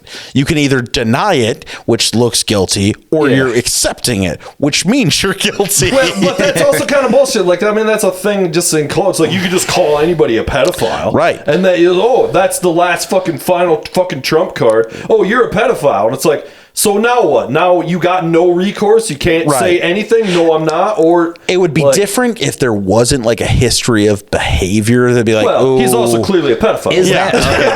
That's my question. Like, is that a undercover known thing with him? Like, has that been something? It came out a couple years ago. Young ladies, but I mean, I'm sure they're not fucking. I went down a Reddit rabbit hole the one night after everything came out, and they're like, he brought like a 14-year-old on stage and was like sniffing her hair and was like, you're a beautiful young woman. You'll continue to grow more beautiful. It's like, the other thing, him and Millie Bobby Brown, that's just, I don't know about all that. Is that Bobby Brown's daughter? No, that's the chick from Stranger Things. Stranger Things and stuff. They had a bunch of DMs leaked, and he was like messaging her kind of questionable stuff, and like trying to get her to party with him when she was 14 or 15. Oh damn! Okay. And there's a picture of like Billie Eilish. She's like 18 tomorrow, and like Drake just like a bunch of emojis, like yay party! And it's like all right, technically legal, still fucking gross. This is a series of 47 Drake fire emojis. I don't know. I'm not hardcore enough into it to know all those fucking details. So I don't care that much. I did my research. Because I was like, I want to know everything because it sounds like these guys actually hate each other, or are they just trying to make money. It's both. That's the what we question, talked about. right? It's like, both. is it a marketing thing? But then the Is it second real? you, like I said, the second you throw out pedophile, it's like, no, this isn't about money anymore. This is, I want to fucking end your career. Well, and the other thing that keeps getting thrown out there, and again, I'm not in that area enough to know, but like Kendrick keeps coming back and saying, like, yeah, you've got a team of 50 ghostwriters coming at me, and it's me fucking firing back at you on my own, which that's fair too. Yeah, that math checks out. I have no idea again, but like Drake's a wildly popular guy. So he's always had a history of ghostwriters, and it's always pop stars and stuff. They're not writing there, and it's just production teams. I fucking hate that, man. And I know that's kind of like par for the course in a lot of cases, but write your own shit, man. My thing I've always said many times, like Taylor Swift, again, I don't know Taylor Swift, but you hear a song here, there, whatever. Yeah. She at least writes her own music. Right. Like, she writes her own lyrics. It's lame. I mean, there's still teams. Her name's still on all of them. She's still the one. Like, look, I wrote this with 3 other people, but I still had a hand in it. And it's still there's producers and mixers, and it is full teams of fucking all people. Of that, and that's a different story, right? Like the actual musical end of things and having producers making things sound good. That's accepted. Tales of its time. That's how records write your own fucking shit, man. Like you shouldn't be having a bunch of people, especially in do rap, your material for you. Yeah. That being said, it's where it's all about the message, and then you have someone else writing for you. That's a no go. If someone does want to hire me as a ghostwriter, though, I'm cool with that. I don't need all the attention. Indeed, just the money, man. Indeed. Let's go. Oh fuck! There was something else I wanted. Oh man, now I did the space thing. I'm gonna jump in while you're doing the space thing. Okay, beat up. Oh, beat up's taking shit again. This has got awkward, dip. Oh man, maybe this would be a good time to introduce our guest, Alex Plotkowski. Comedian Alex Plotkowski from Grand Rapids, Michigan. How you doing, Alex? I'm good. We're having a fucking blast right now. Thanks for coming. We'll splice this. It's fine. Yeah, no, it's good to be here. Glad I could be here. So how did you get into comedy? True story. I first did comedy when I was 16 years old. That was the first time I ever did it. Because before that, I was like, oh, you got to start young. Because I had saw, Chappelle was like 15 going to clubs. Fucking thing. Yes. I was like, Chappelle started at like 15. Seth Rogen started at like 15, 16. Yeah. I was like, oh yeah, let's start early. And I bombed miserably. Which in fairness, everybody does, right? Like everybody stinks at first. But for me, it like destroyed any self-confidence I had. But that's also because I was supposed to do it at a coffee shop where it was a hard PG-13, which means you got 2 shits and a fuck. Right. Which is like, okay, I can work with that. Because you're 16, your favorite words are shit and fuck. Oh, yeah. So you're just like, all right, as long as I get 2 and 1, I'm going to be okay. That's still my favorite I mean, there still are. But like then it's like, those are the only words I fucking know. But then I got changed last minute from the coffee shop to a church. Oh. Not just that, it was the church I attended my entire youth. And so it was on Sunday morning during the congregation. So I was like, all right, well, that cuts all of my material to none. No, bro. That was a bad move right there. You got to just go, man. So let it fly. So what I did, I just did a series of like bad impressions and a couple jokes, got off stage for like 5 minutes. I'm like, I never want to do this again.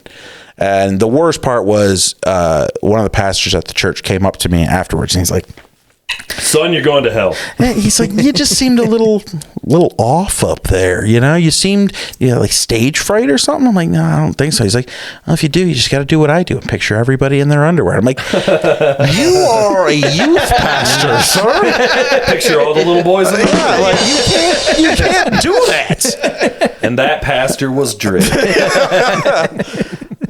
Prayers up for Drizzy. But yeah, and then I took like 8-9 years off after that. I still did like a lot of writing and stuff like that because I was like, I'm still funny. I just don't want to ever do it on stage again. And then I just don't want anybody to know that. Right. I was like, I can Ben Franklin this shit and just use a pseudonym. Nobody will know. Yeah. And then I got back on stage because I saw a couple open mics and I'm like, some of these people don't know how to write a fucking joke. So I got on stage. I was like, oh, okay. Well, because I know how to write a joke, I'm doing better than some of these other people.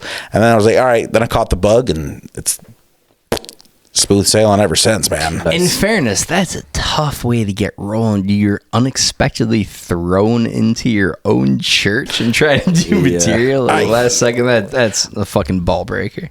I've told a couple people the story.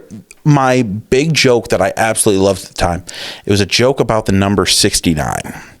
And basically the whole premise of the joke is that I say 69 times throughout the course of the joke. That's a big swing. That's a huge swing. I was definitely playing out of my league there, but I was like, no. Like, I'm a prodigy. I've got this. I was not.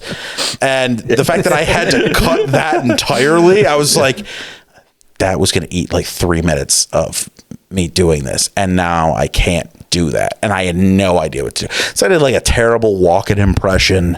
I think I did a terrible Robert De Niro impression.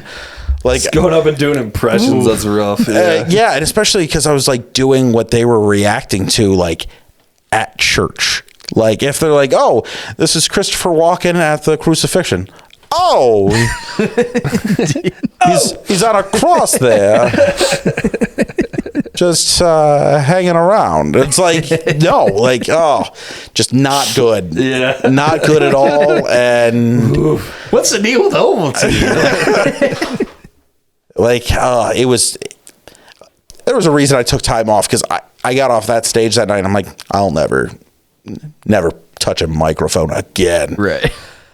Especially because I found pictures from that night too. This is when I'm back at my mom's house a couple of years ago. I found one and like, I had a fitted hat on. I had a shirt and tie on. I tried to do like the classic Jerry Seinfeld thing from like the 90s mixed with my own personal style, which I just looked, what's the word? Horrible. I looked very 2007 though.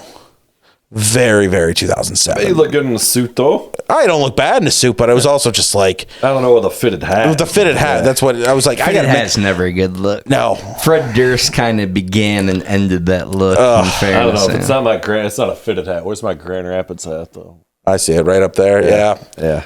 Yeah, the flat... That's the only hat, dude. The flat bill fitted. Yeah. Ooh. Come on, baby. I think I had a Detroit Tigers World Series. I gotta say, the flat bill... to me is the line of demarcation between our generation, presumably, and the younger generations before us, right? Like, I can't be rocking a fucking flat brim hat. I'm gonna look like a douchebag. That's unless it's this Grand Rapids hat. No, it's real douchebag look. Real bad, you know. There's a few in the grand scheme of terrible looks to go for. That ranks among the top. I got my new hat. You soaking it in here?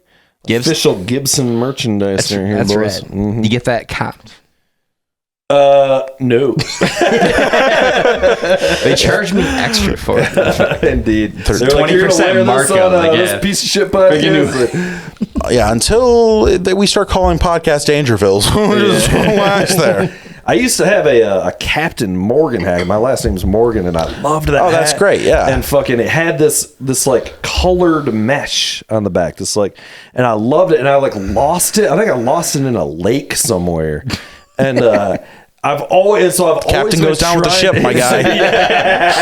Indeed. I've always been trying to find another one with this like colored mesh on the back, and I found this fucking Gibson hat, which I'm a big Gibson guitar fan. So. Yeah, well, that's like it's technically like the trucker look, which is back at which I thought a trucker hat. I thought after like 2004, after Ashton Kutcher. Yeah, I thought we were done. I don't think it's never gonna come back. I love it. They're so comfortable and they're air conditioned, bro. Oh yeah, it's fantastic. What was the big douchey trucker company that had Von Dutch? Von Dutch, thank you. Yes, yes. Because it's probably 4 or 5 years ago. I remember I was out and about, and they had Von Dutch stuff for cheap. Like they were giving it away. Right. And I'm like, oh, that's probably a sign your company's not doing well. There was a super interesting Von Dutch documentary a handful of years back. Was that the one on Hulu, I believe? I think. Yeah. Really? Because then around that same time, they had that Abercrombie documentary drop. And they're just like, hey, remember all the things you remember from the early 2000s? Yeah. They were all bullshit. The fucking member berries. Member. That's all this bullshit nostalgia. I will say about Abercrombie, right? Like, overpriced in air quotes. Didn't you work there? No, I wasn't nearly hot enough to work there. Like, I was a Hollister guy. That was a terrible question. They had shirtless guys standing outside. Like, no, I was not an Abercrombie guy. No, you worked at fucking American Eagle. Sorry, because you're an American man. Park version of Abercrombie, but Abercrombie had amazingly high quality stuff. Like, the shirts were absurdly overpriced, but those fucking things held together, dude. Oh yeah, they started as a legitimate fucking like hunting and sportswear sportsman outfitter. Yeah, it's crazy. And it's great. It's very well made. Like at least that stuff holds up and it's good quality. The other shit's like just. I bet now it's terrible. You guys been to the fucking mall lately? Like actually tried to like buy something at the mall? I work at the mall. Do you? So Victoria's Secret. Oh yeah. It just says I got the tits. What's your cup size? Working on reducing down to a nice B again, but we'll see. But no, working at the mall, it's just like it's constant nostalgia, right? But at the same time, you're just like, malls used to be so much better. So the nostalgia's for real gone. Yeah. It's like the nostalgia is just like, all right. Auntie Anne's Pretzels still exists. Yeah. Still like Spencer's is still there, but it kind of sucks. Like Hot Topic even rebranded. Hot Topic is like, it used to be like the goth thing. You'd walk in, you'd walk through the spider webs gate and the thing, and now it's still just like, I don't. It's just like, all right, do you like Rick and Morty and anime? And it's like, exactly. Yeah. Well, I don't really care for either, but okay. Well, I'm just trying to find like actual clothes to actually wear. It's impossible to get goddamn clothes, when you find, and it's like you can tell. Even like I used to be a big Express fan, and I used to buy a lot of shit there, and it was like high quality shit would last me a long time, you know. And like now, like you wash it once and it disintegrates. Like you can just tell, like just by picking it up off the rack. Like, this is the cheapest piece of shit shirt. It's like $90. Like fuck that. We need to like go outside of Abercrombie and both just go shirtless with the old man guts hanging out and just do the Abercrombie, like an unsanctioned Abercrombie. Abercrombie is back, by the way. That's a good look. Yeah.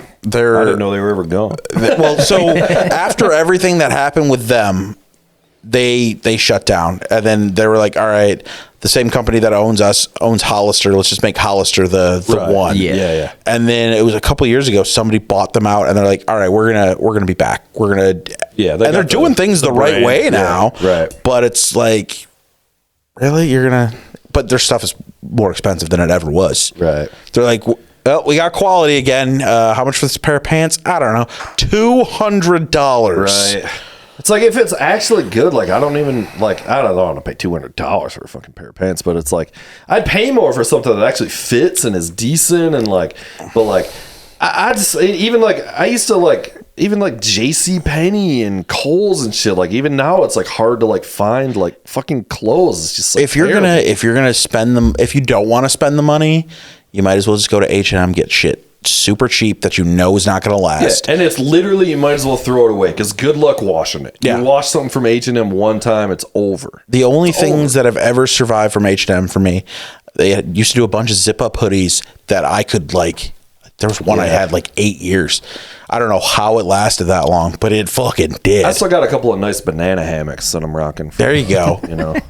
I'm wearing one right now, actually. I'll show you after the thing. It's not okay, because I would say this can't make it to air, but for my eyes only. Ooh, yeah. No, speaking of, I've really been debating the whole episode. My move was going to be to get you to go guns out and then break your balls for going guns out.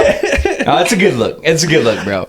I didn't even want to question it. I was like, don't fuck with the overshirt. It's sun's out, guns out. It's summertime, baby. That's I put this on. It would have been. He mowed half his grass today. Come on, dude. I'm working hard, bro. It wasn't even today. That was like earlier in the week. It was early in the week. I'm still suffering from it. I'm still tired, man. No, it's got to Too be tired a for strict sleeves, guns man. out policy this entire summer. That's kind of the move, I think. Dude, guns out. Well, look, if you fucking put your goddamn shoes on, dude. I was going to say, you're barefoot. He's got no sleeves. Christ. I'm going just bare Fucking feet Foot for now, Finder dude. keeps Yep. fucking hitting us up, dude. Sponsored by Foot Finder. I mean, I'm not saying, but I'm just saying the views have been going noticeably up since the shoes have come off. This little piggy. Wee. In my defense, that's a good looking foot, bro. I got some It'd be good alright if you looking like took feet, a shower, dude. You know, like Look at the dexterity on these toes, It's first terrible, and foremost. dude. The balance, the width. It's slender, It's but not not bad. too It's slender. not It's a bad. good You looking need more foot, toe right? spread. That's good. I can't do the toe spread. Yeah, Can we get that's that on pretty good. camera, B-Dub? Oh, it's on camera. Yeah, Unfortunately. Dude, unfortunately, the entire podcast since we started having cameras has been nothing but your fucking foot, dude. And it's like full fucking frame, and even like you put on the frame and it covers me. It doesn't cover his fucking stank ass feet. That's why nobody knew you didn't have sleeves on this whole time. They're like, foot.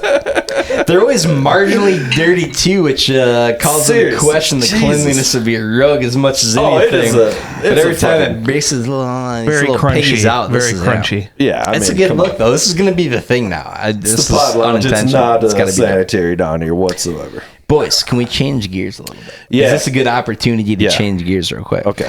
B-Dub, can we pull up the unprecedented manhunt in France for the fugitive known as The Fly? Oh, wow. Which is the dopest fugitive name There's a ever, Soul dude. Simpsons thing on that. or This is something. incredible. The Fly. These guys go full fucking Michael Bay, right? There's this guy known as The Fly. Okay, here we go. So they fucking go full Bay. They crash into this car. Wait for it. Wow. These guys come out with fully armed machine guns. Yes. It's a full-blown fucking prison heist, dude. Holy shit. It's awesome. Is Nick Cage involved in some way? One would hope. Is this one of the opening scenes from the movie Heat? Yeah. Is this the Italian job? Side note, Heat is dominant. Did rewatch that a couple months back, dude. Fucking Heat rules. Michael Mann, awesome. Whoa. But soak this in, dude. This is the French Heat. Le They're Heat. Le feet. These guys rule. fully vested up, dude. Just also, what's the status on the security of this quote armored car? Like, Yeah. did they not see this coming?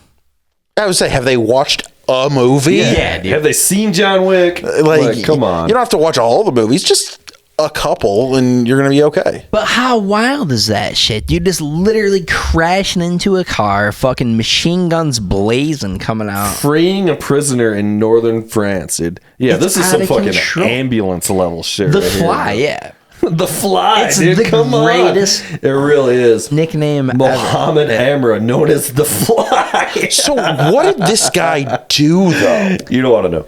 Oh, God. That's the the level Fly, of bro. research. He's the Fly, dude. Come on. Don't question it. Don't question the Don't Fly. question the dude. Fly. Just let him do it. I always thought the Fly was Jeff Goldblum, you know? But Exactly, Dude, the original Fly with Jeff Goldblum is a That's not the movie, original Fly. There was the a original Fly one was in the before that. 50s, yeah. Oh, was there a pre-Fly? Okay. All kinds of Fly. And then I think they made a sequel to The All Fly. kinds of But Fly girls. starring Like I was Jennifer saying, Lopez. the remake of The Fly starring Jeff Goldblum fucking dominates, dude. great movie. bad. Oh, no, it's not. It's so No, it's a good, movie. dude. It's a great movie. You motherfucker. What I was fucking thinking about earlier was the fucking. Have you guys seen this shit of Eminem? You know, he's doing this new record or whatever, and they put the obituary for Slim Shady in the Detroit Oh, I News. saw No, I that. did not. That's hilarious. pretty Absurd, It's but pretty pretty fucking funny. It's pretty funny. It's like, okay, why not, dude? Yeah. None of that shit. Boxing's cool, whatever. MMA's cool, whatever. None of it fucking holds a candle to slap fighting. boys. Just they're not even in the same thing. There's skill and then there's slap fighting. The ultimate skill where your opponent stands there and you let him slap you in the fucking face. Before Power Slap was a thing, you would just watch videos of from Russia or Sweden where it would just be two of the most giant men you've ever seen just slap the shit out of each other. And you're like, oh, okay. And Dana White saw that and he's like, perfect. We've got idiots in our country too. So Dana White's ever made us fucking buying that fucking. Yeah, it's so good. I maintain though the only way this sport becomes valid in my mind is it's got to be exclusively backhand. It's got to be exclusively pimp slap, that would be, or even this just a separate forehand bullshit's for cucks, son. Nothing but backhand is whop, bitch. What about just a separate? They should have separate division. Separate division. Yeah, you get your forehands and your backhands. Is there roundhouse kicks? Do they have divisions in slap fighting? Is there like a lightweight, heavyweight? There's weights. I think there's weight classes. Okay, and there's also women's slap fight too. Yeah. Oh yeah. So. Oh yeah. Yeah, that Cash Me Outside girl, dude. She's probably dominating and shit, dude. Oh, the slow-mos are literally the greatest thing I've ever seen. Look at his neck rolls. Okay. I think this is probably a legitimate comment. I would like an expert to back me up on this. I have no idea if this is right. I got to imagine slap fighting is the most dangerous of all sorts of fighting. You're not protecting yourself. Taking your full shots, full power. And is anybody up on the slap fighting rules? Like, does anybody know the rules? There's no rules. I mean, there's some. You can hit with a palm, I assume, right? Like, you can palm them, or it's got to be. It's got to be full. Your full palm, the upper and lower has to hit. Okay. And also, you're only allowed to take the one step into it. You're not allowed to get any more momentum than that, I believe. Right. Okay. Which, don't kill anybody. Bro, getting hit with somebody's palm, that's how people break fucking bricks, man, is with the palm. It's not. You're more likely to die boxing or doing MMA, but you're more likely to have a long-term injury from this. Yeah. So that's the thing. You're definitely getting your eggs scrambled for sure. Oh, look at that, dude. Look at his face. You're pretty much guaranteed a concussion doing this. Dana's just counting his fucking checks. Let's go to yes. That's a wrap for that guy. Yeah, of course it is. But do you see the look in Dana's eyes when they were showing him? That's a look going this isn't. Well, it's also because he's paying all these guys at max some guilt there, yeah. $10,000.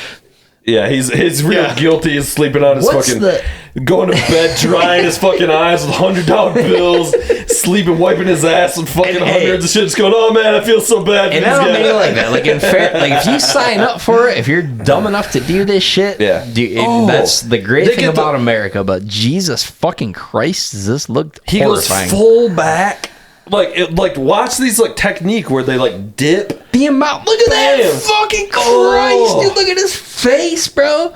Yeah. The amount of torque generated, it's horrifying to Let's watch get this fucking shit, Logan dude. Paul or Jake Paul doing fucking this, dude. If he's not doing fucking slap fight against fucking Tyson. It's got to be both Pauls. I want to see the Paul brothers. Versus Paul. Yeah. They need to slap each other. There we go. Action. Just look at this slow.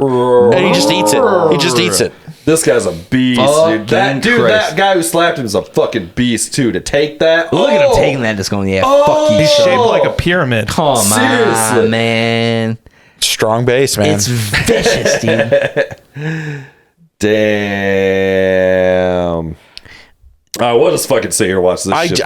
This is an exercise in absurdity. I do want to see the lowest weight possible. Where are those 105-pound guys at? What type of torque can they get? Because in an MMA fight, it's they're just super fast. And it's okay, it makes sense. But this... It's so wild, though, because when you get those dudes that are little and have power, which is such a rarity, it's devastating because the guy getting hit doesn't have the body he's to deal with it. He's a heavyweight can get hit with big punches. They've got a bigger body, they absorb it, etc. One of the baddest motherfuckers in the world right now, the number 2 guy by most people, pound for pound, in boxing is this dude named Inoue. In Japan, has the fucking stranglehold on these lower weight classes because they're all little ass motherfuckers over there. They're kung fu fighting. And this cat, bro, he is like 118 pounds and he lays motherfuckers out, man. The amount of force this dude generates is absurd. It's like a Mack truck, but he's 5'3". Sleep. And he's fighting dudes that don't have the weight to deal with it. Literally. Oh. It's that little Bruce Lee fucking Yeah. That's a dangerous combo, son. But look at Dana White just buying the shit out of this. This was just the worst timing for Dana, though, when this launched, because that was when that video of him slapping his wife came out. It's like, that's where you got the idea, bro. It's like, I know you're trying to sell this to us right now. Not the time. It also Dana. got him ranked number one in his division based off of that video. So, I think Diddy's investing in this too, is from what I understand. By Ciroc. They got the chalk. Look at this. Dude. You gotta have the chalk. Sweaty hand, dude. Jesus Christ, man. All right, let's fucking switch gears a little bit, boys. And we got to talk about this fucking King Charles painting that has been dropped this fucking week. Oh yeah, this shit, by the way, too. That was that fucking thing I was talking about, that obituary of Slim Shady. But first of all, so obviously everybody's like, I literally have changed my profile picture. By the way, did you guys see this? To the Kramer Kramer version on this. Quick aside, that's the painting I want. Of all the paintings in the world, fuck a Picasso, fuck a Mona Lisa, give me the Kramer painting, the original from the Seinfeld series is what I want to hang in my home. Get rid of all this Sorry, shit. I hand the mic back to you, sir. That's all I got to say. First of all, this, I think, jokes aside, I think this is a fucking dope painting. It rules. I think it fucking rules. I think it's excellently done. I think it's very cool, unique and stuff, but the memes are hilarious. The conspiracy theories and shit about this are just unbelievable and outrageous. It's so funny. Is there some deep meaning I am supposed to know? No. It's just a painting. It's just a very red and gooey, well, but what's the uniform and stuff is from some actual thing, which I can't remember. It's just a royal uniform or whatever, I would imagine. I was shit like that. Which, isn't he like also dying too? Yeah, like he's got some sort of cancer. Yeah, is he still alive? I keep thinking he's dead. Usually pictures come out after they're dead. Which, by the way, the first thing you said, what did you say? You were like, they really didn't play up the sausage fingers? Yeah, really? Those are normal size. I was just saying, those don't look bad. I've seen that man's fingers. Come on, dude. You did not do the fucking... The first this time is not you realistic. pulled up the King Charles sausage fingers, I didn't think it was real. I thought it was Photoshop. You think it's... fucking absurd, son. Like, soak in these fingers a little bit, bro. That rings about the pop, those little Viennas over there. Yeah, that face screams, look at my fingers. Motherfucker's rocking coals right there, bro. Soak him in a little bit. But the Kramer version's fucking hilarious. And then back to Ghostbusters, where we started the conversations. Everybody's doing the Vigo. It's dead on. Yeah. It's so fucking funny. When his son takes over the throne, he should have that painting burned. So he's like, no, we don't want any ghosts. He's going to come back through this and ruin everything for me. You got to roll the dice on that, bro. That's a great painting, dude. Just hang it somewhere else. Things are really hanging up. And by the way, if indeed that is a next level troll from King Charles, dude, is going, give me the full Vigo here. So I want the Ghostbusters Vigo painting. That's a great move on his part. He should have done that. This shit where it's mirrored, this was like the first thing you sent over too. Is a lot of people, there's, I don't know, they're like, oh, there's some kind of demon in the fucking thing. And I'm like, you can mirror, if you mirror any image, you get, you're going to see. You get symmetry, and it makes a fucking thing like a face. That's what that's how this works. Yeah, that's how it fucking works. That said, there's clearly a demon in the pig. I definitely see. I mean, obviously, it's the Predator or something. I mean, there's fucking some eyes, there's a mouth. Come on. Yeah, the butterfly's a nice touch on the shoulder. The butterfly, maybe it's a little pretty gay. classy. Yeah, but it's also. What is he, the Butterfly King? Like, is he? Is that a thing? I don't know. Like, What's your money on there? Is it a Monarch? I'm thinking Monarch. Oh, god damn. Right. Come on. That's next level. Yeah, I was gonna say that. Actually pretty obvious. We're just retarded. Just like, yeah, that's, or it's a moth this whole time. It's like, yeah, no. Full disclosure, I was literally talking about the look of the butterfly, not necessarily at the time tying the Monarch thing to the but in retrospect, what I clearly meant was the we gave that to you. This is gold. That's where it's at. Oh, this one's great. That's the other thing I want is I want the fucking Han Solo in carbonite hanging on the wall. Yeah, I would love to have Harrison Ford frozen. Just actually with your face or his face is the question. The actual Star Wars, it's got to be the actual one, not my face. No, that would be horrifying. I think this might be one of the rare occasions where your face in place of Han Solo's actual face might be the move. I think that's. I think it would be fun for guests. Yeah, the first time they come into your house, they're like, "Oh, it'd get old for you." Yeah, though, you know. It would, probably. Like the one morning I'd wake up and see it, I'd be like, "Oh, yeah, not today." They have fridges though with that on the front, dude. Your fridge, that's so good. That's pretty so cool. Fucking funny. Yeah, exactly.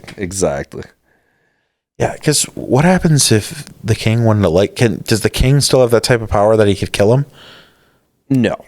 I was saying, but behind the scenes, you got it. Like if King Charles wants something done, you don't think it's getting done, son? Come on, man. This is the upside down. Still funny. Upside down is terrifying. This is horrifying. This is upside down and mirrored. Back to the earlier. That's pretty terrifying. But again, that's the last thing you see before you die. Upside down a mirror thing, but that's obviously Cthulhu a lot of stuff as well. Yes, but also look at those fingers. Yeah, those fingers are fucked, dude. Right. The fingers are made of the horn. This also does not look real compared to the original photo. This looks doctored to high hell. You look at the evil look on his face. Like this is not a legit mirror of the actual. You think so? Pull up the 1,000%. No. It does look a little like look at his face, dude. Like that's not how it looked. This is a thing. It might be. It's just perspective, man. Dude. I don't know, man. No. Calling it. You're welcome. They tweaked it. Photoshop the shit out of that, dude. Oh, you're 100%, dude. You're 100% right, bro. Yeah, that's. Come on, you're right. Crucial producing out of B-Dub once again. Yeah, 2 thumbs up, my friend. But come on, that's some fucked up shit. So I don't know. Maybe that's the move. Maybe we just get this fucking portrait and fucking. That's probably the one. The grand scheme. That's just how you find out you're like red-green colorblind. Is this what you need? Just look at King Charles. Can you see? If you can see King Charles, you're not colorblind. Congratulations. I love how he's just like this gray ghost floating in the middle of the fucking thing, dude. Yeah. Anyway, I actually think, joking aside, I think it's a pretty dope painting. Honestly, but maybe King Charles is colorblind, and that's why he can't see it. Indeed. He's just like, they're like, doesn't matter what we do, he won't even be able to tell us anything. Right. Now, how baller is it to be the royal portraitist? It's got to be the highest honor in the world. For like that. There we go. Second only to the Kramer painting that's what I guy made from my back profile in the picture. Well, it's so good. It's the same thing with like when someone asks like a president, like I'm going to do the president's portraits. Like that's got to be your best work ever. Yeah, you got to be one of the top portrait artists in the world. Yeah, obviously to get that gig, it's pretty badass. That or somebody. What is this? There's like a guitar or something. Is it like? Did you send this to me earlier? Somebody sent this to me. It's not showing up great on the TV, but it's the painting overdubbed with My Bloody Valentine, the album cover. Okay. Yeah. Little obscure. It would actually be a pretty dope. It's a pretty dope album cover. Are we into the visual portion of the episode now? And if so, B-Dub, can we pull up? Did you guys see the Galveston Bridge shit? Another one of these fucking barges. Really? Oh my god! Ed, you see this? It's like pouring thousands of gallons of fucking oil and shit. Really? Dude. I have not heard It was of the similar thing to Baltimore from a few months back, where it just like went out of commission, fucking drifted in this big enormous ass barge going in there blowing shit up. You know those fucking dudes on the crew of that boat in the Baltimore Harbor is still on that boat? Yeah, it was an accident. Heard about this shit? Yeah, it was an accident. They quarantined them on the boat. They've been on this fucking boat for like 45 days. There's like these 12 fucking Sri Lankan dudes or For something. national security. And they reasons. took their phones. Really? And they're just like basically being imprisoned on this boat. Like, it's fucked and out of control. Oh man, it's Get like them the off first the time boat. in What do they do? America. Like, if you need to question them, Crazy. I get think them they're on a interrogating smaller them. boat and take them to wherever Exactly. they Put them on a dinghy. Get 'em Let's on a- go. Yeah, come on. Can't we get a ding? It's absurd that they're I doing didn't know to this these was a people. thing. Me How- either. I just heard about it like today or something. It's like they did this controlled explosion. You guys seen this shit? No. They blew up. They put a fucking another bomb on that boat to blow up part of the bridge on the boat. Really? They're trying to free the boat. Can't they It just like just cut it seems- apart? Or, like it's Well, still hung the up on- boat's like pretty much good to go. They're trying to get this fucking boat out of here, basically. And you know the best way to get a boat to go is blow it up. Yeah, obviously. It makes sense. All right, what was this thing? This is the other bridge? Yeah, this is not what Matt asked for. Oh. I don't know. This is scary. I don't know. Oh, This yeah. looks like it's gonna be. Oh! Oh, no! Oh, it's hanging. They're doing the hang. That's far superior to the footage I was talking about. Oh, Wow, shit. dude. That's terrifying. The guy's alive still, it looks like, though. Yeah, she is Imagine. alive. She? Okay. Fuck Good on her. that. I would. Jesus Christ. Oh, that's That's some terrifying. anxiety-inducing shit right there. I would just be like, I'm out. I'm out. No. Yeah, what do? Do you do the climb up? Do you just jump out? You got to jump out in that situation, I think, right? Yeah. Take the plunge. Wait for somebody? Yeah. You don't want to gotta go take the down. plunge, bro. No, you I go don't down. take You're it if you go down. No, fuck that, dude. No, I'm going doing- Greg Louganis come off on, that dude. motherfucker, dude. I'm doing a fucking I'm pulling off triple gainers and shit. Come on, Yeah, dude. Get the fuck out of here, dude. Talking I'm all over that. somersaults. You just got to make sure you do one of these. That's it. You gotta squeeze your asshole together so the water doesn't go up your asshole and kill you. That's Yeah, the thing. that's an unfortunate way Yeah. to go. I would hope the God fall dang, killed me dude. before that did. What did she do? Did she stay in the truck? Did she Yeah. make the dive She stayed- down? they're rescuing her. That's her. Wow. Soak it in man. a little bit. See, I'm worried. Like, I'm a big dude. If that ever happened to me, I'm fucked. They're gonna be like, You gotta go down, man. The toe strap. It's only No. rated for so much weight. no. You had a good run, I'm sure. Just squeeze your asshole on the way down. You'll be fine. Yeah, just We'll play your Creston Brewery open by Gibson memorandum. For sure you guys are coming. Speaking of, I saw you on a podcast with a gentleman. I can't remember his name. I want to say Max, maybe. But he was hosting the show. We caught Kevin Nealon last year doing stand-up, which Max is a Tidy, very yeah. funny show. yeah, I did Max Tidy show. Yeah, no, Kevin Nealon, what a legend that Nealon man. rules. You goddamn, see that guy's that fucking show? No, I did not. I think my that show God. was that down. It was at Creston Brewery. It was at Creston, yeah. When they were doing shit there. Yeah, that's a whole can of worms. Why know. there's still stuff going on there, but it's Do you have the inside scoop on this? Because it seemed like there was obviously something going on because it was like a thing there and then it was not a thing. So Can we get the I know a little bit here and there. Like I can't, like I can talk for the class, but I can't talk for the whole class, if that makes sense. It's a P. Diddy situation. Some of this has got to stay on the low. No, some of it's just really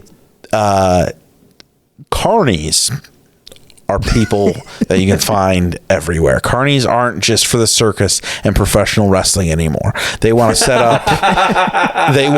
up you know, comedy clubs and stuff like that. And that's really what they wanted to do. They wanted to turn that upstairs room at Creston into a comedy club. Yeah. Okay, makes sense. Other than the fact that you're putting the microphone by these open windows that in the summertime the light shines directly through, and you didn't think about a blind situation at all. Also, you're running 5 other shows out of a bunch of bowling alleys all throughout the city the same fucking night. And not to mention they weren't paying people. So it's just bad management. It was terrible management. I mean, that's why. But this waiter dude who worked there kind of gave me the fucking scoop on it all too. Yeah, because he was like, we were like, yeah, we were just at the comedy show. You guys, and he so I don't know. I still don't know if Michael Rappaport got paid. Michael Rappaport was supposed to do a series of shows. Side note, how do we not catch this Rappaport show? That should have been top right. Rappaport demands to be paid. You know, it's Grand Rapids.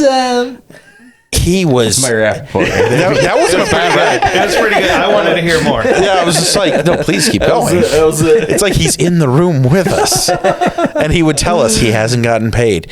But that was really what it was. It was just like it was sleazy too. His second in command, who was supposed to be kind of like the liaison between talent and him, if you will, even if it was just local talent or anybody. He threatened to fight people. Oh, that's a good time. He was a former football coach that probably has a smidge of CTE. Right. And by a smidge, I mean... So Rappaport blew the lid off the whole fucking thing, bro. Rappaport did, brought and then... this House of Cards down. There was somebody else. Oh, I can't remember who it was. But there was a female comic that when she came to town... she tweeted out before she got there, like, oh, well, still haven't gotten paid, but please, I would still like you guys to come to the show tonight. I'm still waiting on my payment. And then apparently someone screenshot that, sent it to him, and like within an hour, he got her his money. You don't want to get on Rappaport's bad side, bro. But Rappaport waited for months. I still don't think, like, he put videos out. Wow. He talked, he's like, there's a lot of shitty people out there. I can't do a Rappaport as well as you can, but he's like, there's a lot of shitty people out there. And top of the food chain, Rappaport. And I'm pretty sure he name dropped him too. I would hope so. I mean, and when he name dropped him, like, all of us in the comedy community were like, we know he's a piece of shit. We knew it. Hilarious, dude. But a lot of people were still like, can he still get me booked though? And then it was, the real big thing was he was trying to run 4 different shows in the same weekend, which is fine, but if you're doing a show out in Rockford at the Corner Bar, and then you're doing one up at Howard City Lanes, and then you're doing one at Park Theater in Holland, and then you're doing one at Creston in Grand Rapids, and you don't have anybody designated to run those, you're just hoping that the comics you hired know what they're doing. That makes... And you're going to the show you want to with your wife just to hang out there, and you're sending your second in command to the second most important show. Then those other two are just kind of laying there with their dick in their hands like, nothing's set up. No one's here.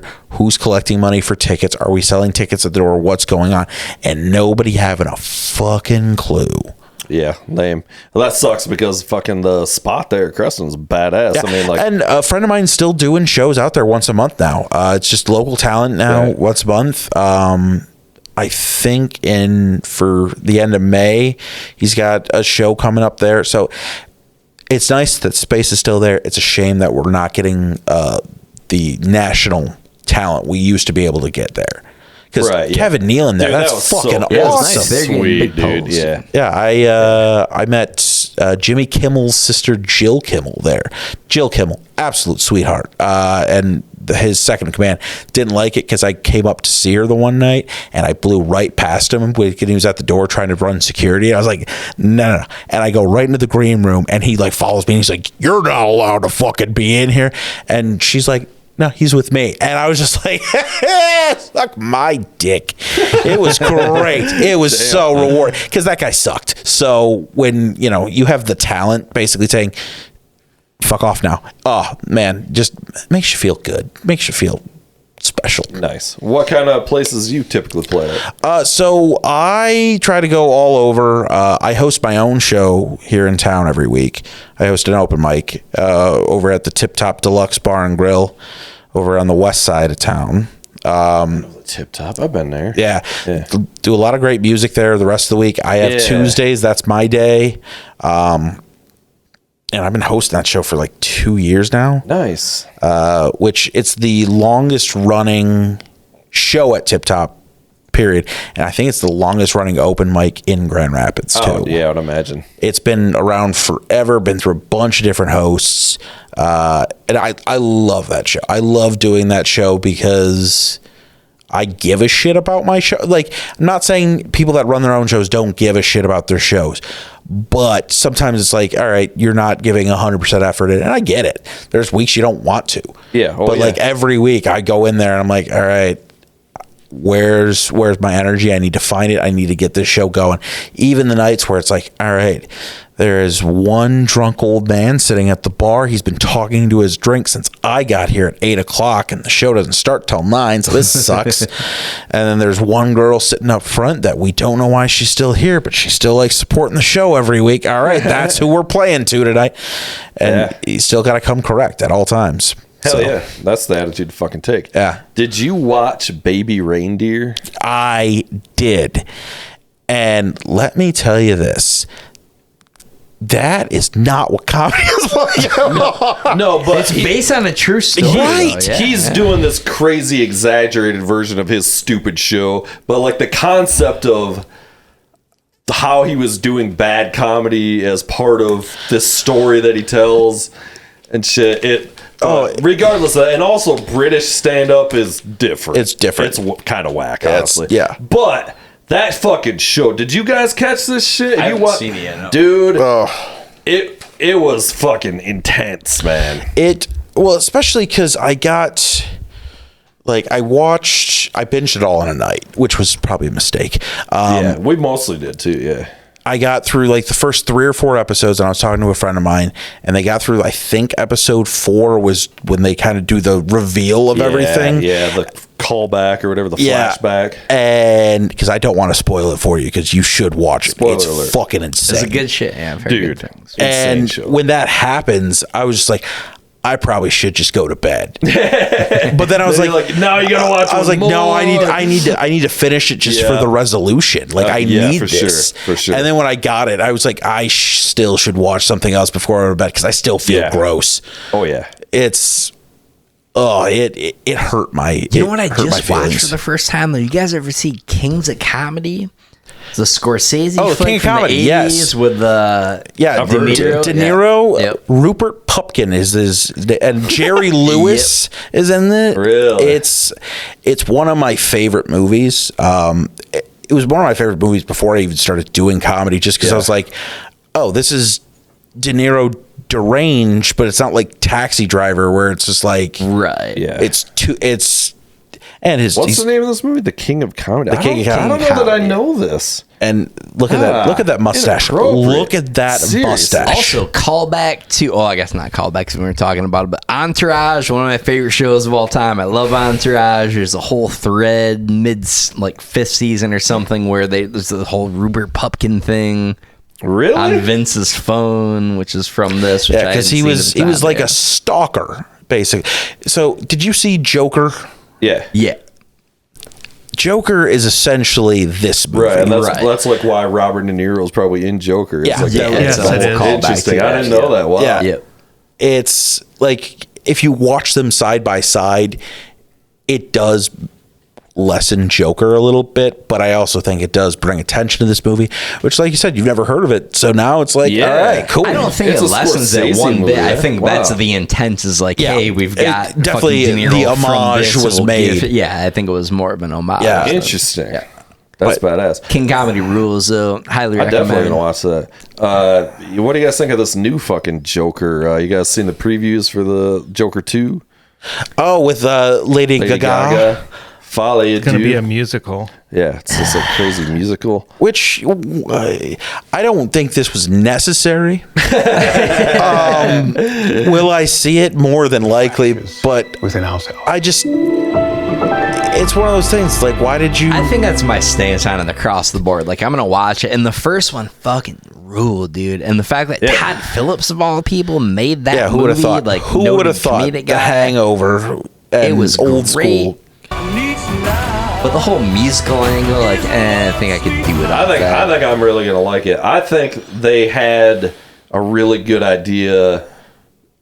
I think they have something where they thought they needed to make this movie. Like, I don't think they would have done it if they didn't have like something like a really good. That's angle. the hope, is that there's a super intentional reason behind. Because we don't need a it. Joker 2 that's a copy of the first movie. We Right. don't need that. Right. So if you're gonna go and be absurd, you might as well go Hotel. full absurd. But I also don't think like there's a happy medium between like remaking the original Joker and then like, hey, let's do a musical. But which I'm not saying it's not going to be great. Maybe it's going to be great. And it's going to clearly be the musical I'm sure from it's gonna Shared be Delusion. That's why it's called Fall I Do. And it's also, I feel like it's kind of like a bit of a fucking riff on like movies like La La Land and like the other Lady Gaga, like these like quasi musical. I could see that. I don't know, like not that I've seen all those movies, but I think that it's like a bit of a vibe on that. Yeah, and I think it's gonna be pretty sick. I don't know. I mean, like I said, I'll definitely watch it. I will definitely watch it because I'm very intrigued. Yeah, I like Lady Gaga too. I like her music, most of it anyway. And Lady like, Gaga she's a pretty fucking good actress and shit. What was the what was the movie of Bradley Cooper? Oh, A Star Is Born. That's what I'm kind of saying. Yeah, she was fucking like, fantastic. Yeah. That was a great movie. House of Gucci though, not so I was not so gonna great. ask, you saw not so great. No? I wanted to like it. Yeah, it looked good. Like all the fake Italian accents just kind of like you hear Jared Leto doing one, you're just like, ugh. Jared Leto's kind of a terrible actor. He's done a couple movies here and there. We're like, oh, good for you, and the rest of them are just like he's just preposterously good looking. Leto rules. Terrible actor, terrible musician, I great like- looking guy. I'm jumping in here. I'm fucking I like shutting 30 all this Seconds to down. Mars. 30 Seconds to Mars' choice. That tune they had was great. Leto made some badass movies, dude. Mr. He had Nobody's some a good great shit movie. back in the He was day. I great feel like in now he's The kind of a Nickel. douche or something. and now you just see him at every UFC event in Las Vegas. He's always in like the second row, octagon side. You could see him just at every fight. wearing You're like a fur there's- coat or something. No. he should be. He's always got like the full Jesus hair Yeah, that's his and thing. like Yeah. a sweatshirt on. That's it. And it's like you're wearing a $15,000 hoodie right now, aren't you? Oh, for sure, dude. Yeah, he's pretty.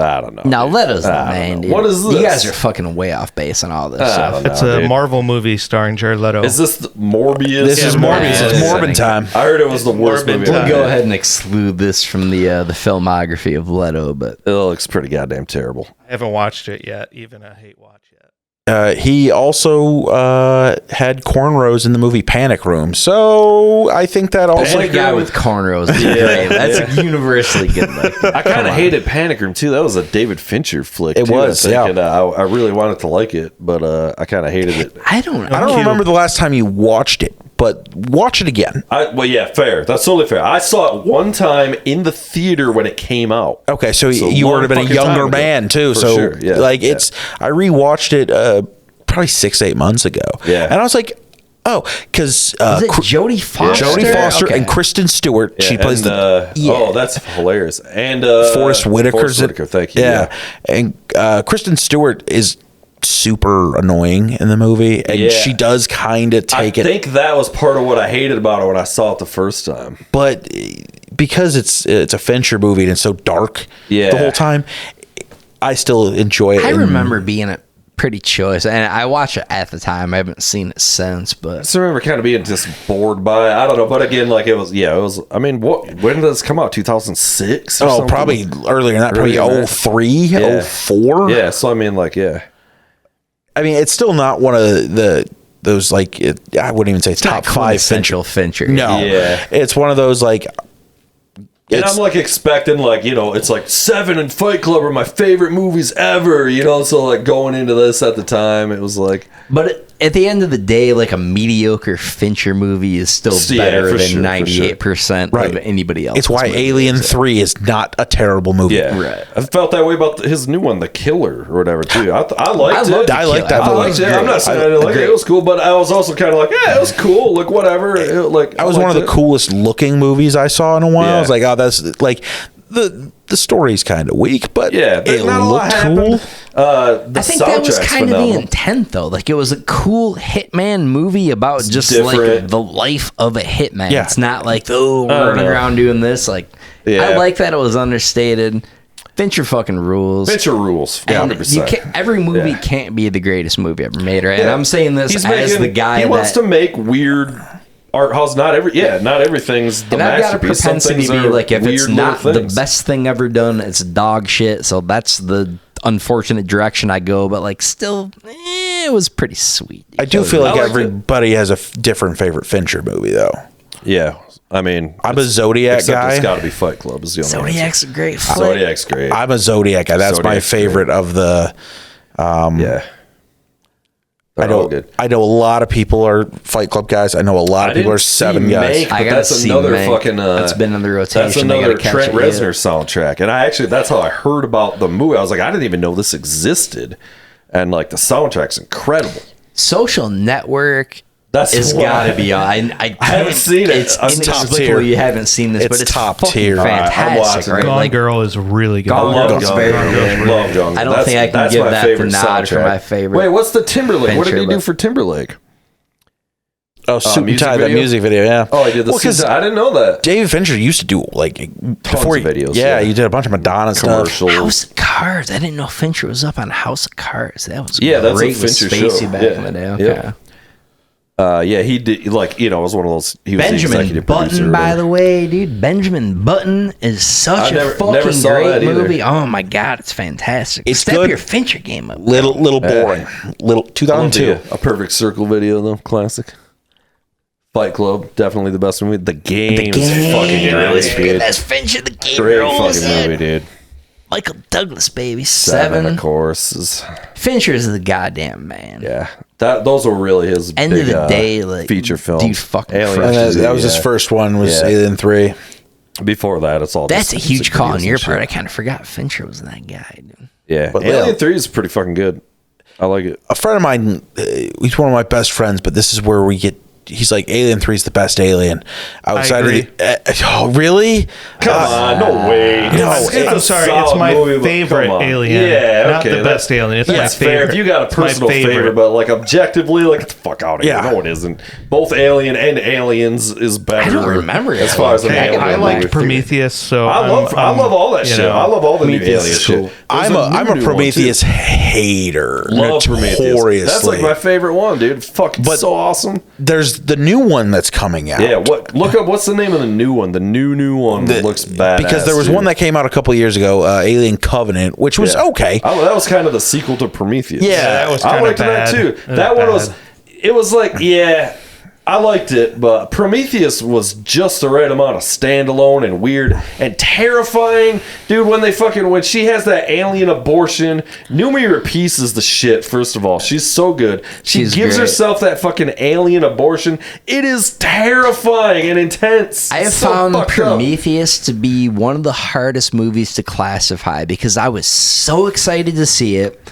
And then the first time I saw it, I was like, that's not what I was hoping for. But then I'm like, I want to watch it again, and I keep rewatching it, and I don't know. I feel like I should rewatch it. And shit, dude. I mean, it rules. It was just. I think it was one of those like. I feel like I should probably rewatch it because I'm pretty sure I saw it the one time because I went into it like super fucking jazzed, and then I was just like, it's a slower, darker, I think you got to rewatch it because it was for me like the expectations were so high, and it's like fucking Ridley Scott, and it's sci-fi. And it's this is the new one. This looks called Romulus. Bad fucking ass. Yeah, it's gonna rule. The guy that did the Evil Dead remake is directing it. So I know it's going to be scary as shit. It looks which really is good. This looks like a real classic fucking Alien shit right here. Yeah. What's the Alien that's like, it's got Ron Perlman. Oh, yeah. Is that the it's like the one? Fifth. It's Alien vs. Predator, I think, maybe. No, it's not. Alien Resurrection? Yes. Yeah. Which is probably, arguably, the worst one. It's easily. It's the lowest budget. It's got Sigourney Weaver in it. And Winona Ryder in it. Yeah. It's actually kind of good, though. I kind of liked it. It's got fucking Brad Dourif. Do you know Brad Dourif? Oh, Yeah. Classic. But like the CG, it was one like CGI was like really getting off the ground, but it was all really terrible. It's not that guy. That guy. Everybody in this fucking movie's that guy. But doesn't Ripley make out with the alien in this movie? Kind of. I hope so. Yeah, it's not good. Not great. Yeah, I gotta have it. I'm pro anything Ron Perlman. Big Ron Perlman fan, dude. Oh, dude, Ron Perlman's the shit. Give me some Sons of Anarchy, Ron Perlman. Give me Hellboy. This looks pretty good. I'm gonna allow this. It's looking. It's pretty sweet. I remember this movie being kind of, I don't know. I liked it, but it's still arguably the worst one. It's the cheesiest. Yeah. It was definitely kind of the lowest budget. But this would have been probably 96, 97? That's got to be later than that. I had fucking what? Right around there. Guy from a second ago. Goddamn, he's classic horror guy. Yeah. That guy. That's Brad Dourif. Brad. Yeah. Oh, I was thinking. You were thinking Steven Dorff? Steven Dorff, yes. Yeah. Brad Dourif is Chucky, and he's he's into Lord of the Rings. He's in a lot of. Also, I know it's not a news segment anymore. Brad Dourif was like retired from acting, except for the voice of Chucky. That's like the only thing he'll do now. Which I'm like, respect. Actually, that's like. Loves him some Chucky. I think he like owns all the rights to all the Chucky and everything. Yeah, too. I think it's those Chucky movies. I think it's kind of like how Vin Diesel owns the Riddick. Character. He's like, look, I'll do this appearance for you, but I own this now. Right. And that's probably what I want him too. He's like, all right. Because the last Chucky movie they made, it was terrible. But I'm pretty sure like Brad Dourif like financed it and everything. What was the last one I remember seeing was like, and I mean like it fucking nobody saw this movie or even like heard of it. They were was like, that the Seed of Chucky? No, it was even after that. They're like in some kind of like institute or something, and like it was so bad, and like the kid, it's the original kid is back, which is kind of cool, and he has Chucky like in like a fucking safe in his basement, and he like opens it and talks to him, which actually sounds cool in theory, but it was terrible. Because I know they made the TV show and stuff like that, which I've heard's actually been. They made a TV show? Yeah, I forgot about that. Really? Yeah. Just because people demand more Chucky. They fucking love that little doll. It's a great series, dude. The first like 3 so many great one-liners and shit, dude. They're so funny. It gradually becomes more comedy, which is so funny. Like just saying with Leprechaun. It took the page out of like A Nightmare on Elm Street, where it's like the first one, all right, could be kind of scary, and then they're like, no, it just keeps getting. There's jokes. There's so many jokes. Yeah. And nothing was more like that than Chucky and Leprechaun both just became like fucking. Here's some fucking Prometheus, right? Or is this Covenant or whatever the other one? It's Covenant. This is my favorite scene in the whole like Alien series. Scene, right? Where they drop this shit on the fucking these motherfuckers. It's such a cool all-time sci-fi scene, though. It's pretty awesome visually, dude. Like it's pretty tough to beat. And then it just the rest of the movie's okay. Danny McBride's in this movie. Yeah, that's way too inappropriate, dude. That shouldn't. Come on, McBride's the man. He is kind of cool, but he's great. But who was? I mean, he is part of the brain trust over that brought Halloween back. Those 3 new Halloween movies, he wrote all 3 of them. Oh, wow. Another thoroughly inappropriate scene. I Give me liked the, Halloween new H2O starring Buster Rhymes. That was good. For the number 1 Halloween movie ever made. I enjoyed also Buster's and Halloween Resurrection, which Alien Resurrection, Halloween Resurrection. Stop doing resurrections. Only Jesus can do that. No, bro. You son of a bitch. Leave it to Mel I'm Gibson. done. I'm watching exclusively horror movies with both Busta and with a resurrection based theme. That's top priority. He needs to resurrect his rap career. He'll be back. He always is. Oh yeah, this is just. I'm also going to be making a note to myself to rewatch some Alien Resurrection. Yeah, for sure. / whatever this one's, is Covenant. Fuck, boys. Maybe we ought to wrap this fucking shit show up. You got gigs coming up or your shows coming up? Or? I'm trying to think what I've got going on. No, I host it, like I said, every Tuesday at Tip Top. Be there 9 o'clock. Great time. Fairly cheap because we're drinking on the west side. It's cheap, baby. Ooh, west side, best side. Yeah, I wish I would have had more booked before coming on, but no, you can catch me around. Like I'm all around the city, all around the state, always doing shows. Just in general, check out local comedy, check out local arts because socials. You can find me on Twitter. I don't call it X because that's stupid. At Probs McGobs. You're gonna catch me doing Wordle every fucking day. You can also find me on Instagram at Alex the Rock Plotkowski. So nice.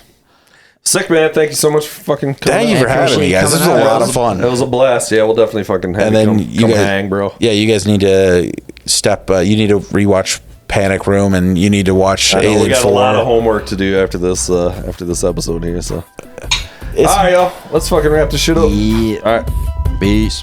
See ya.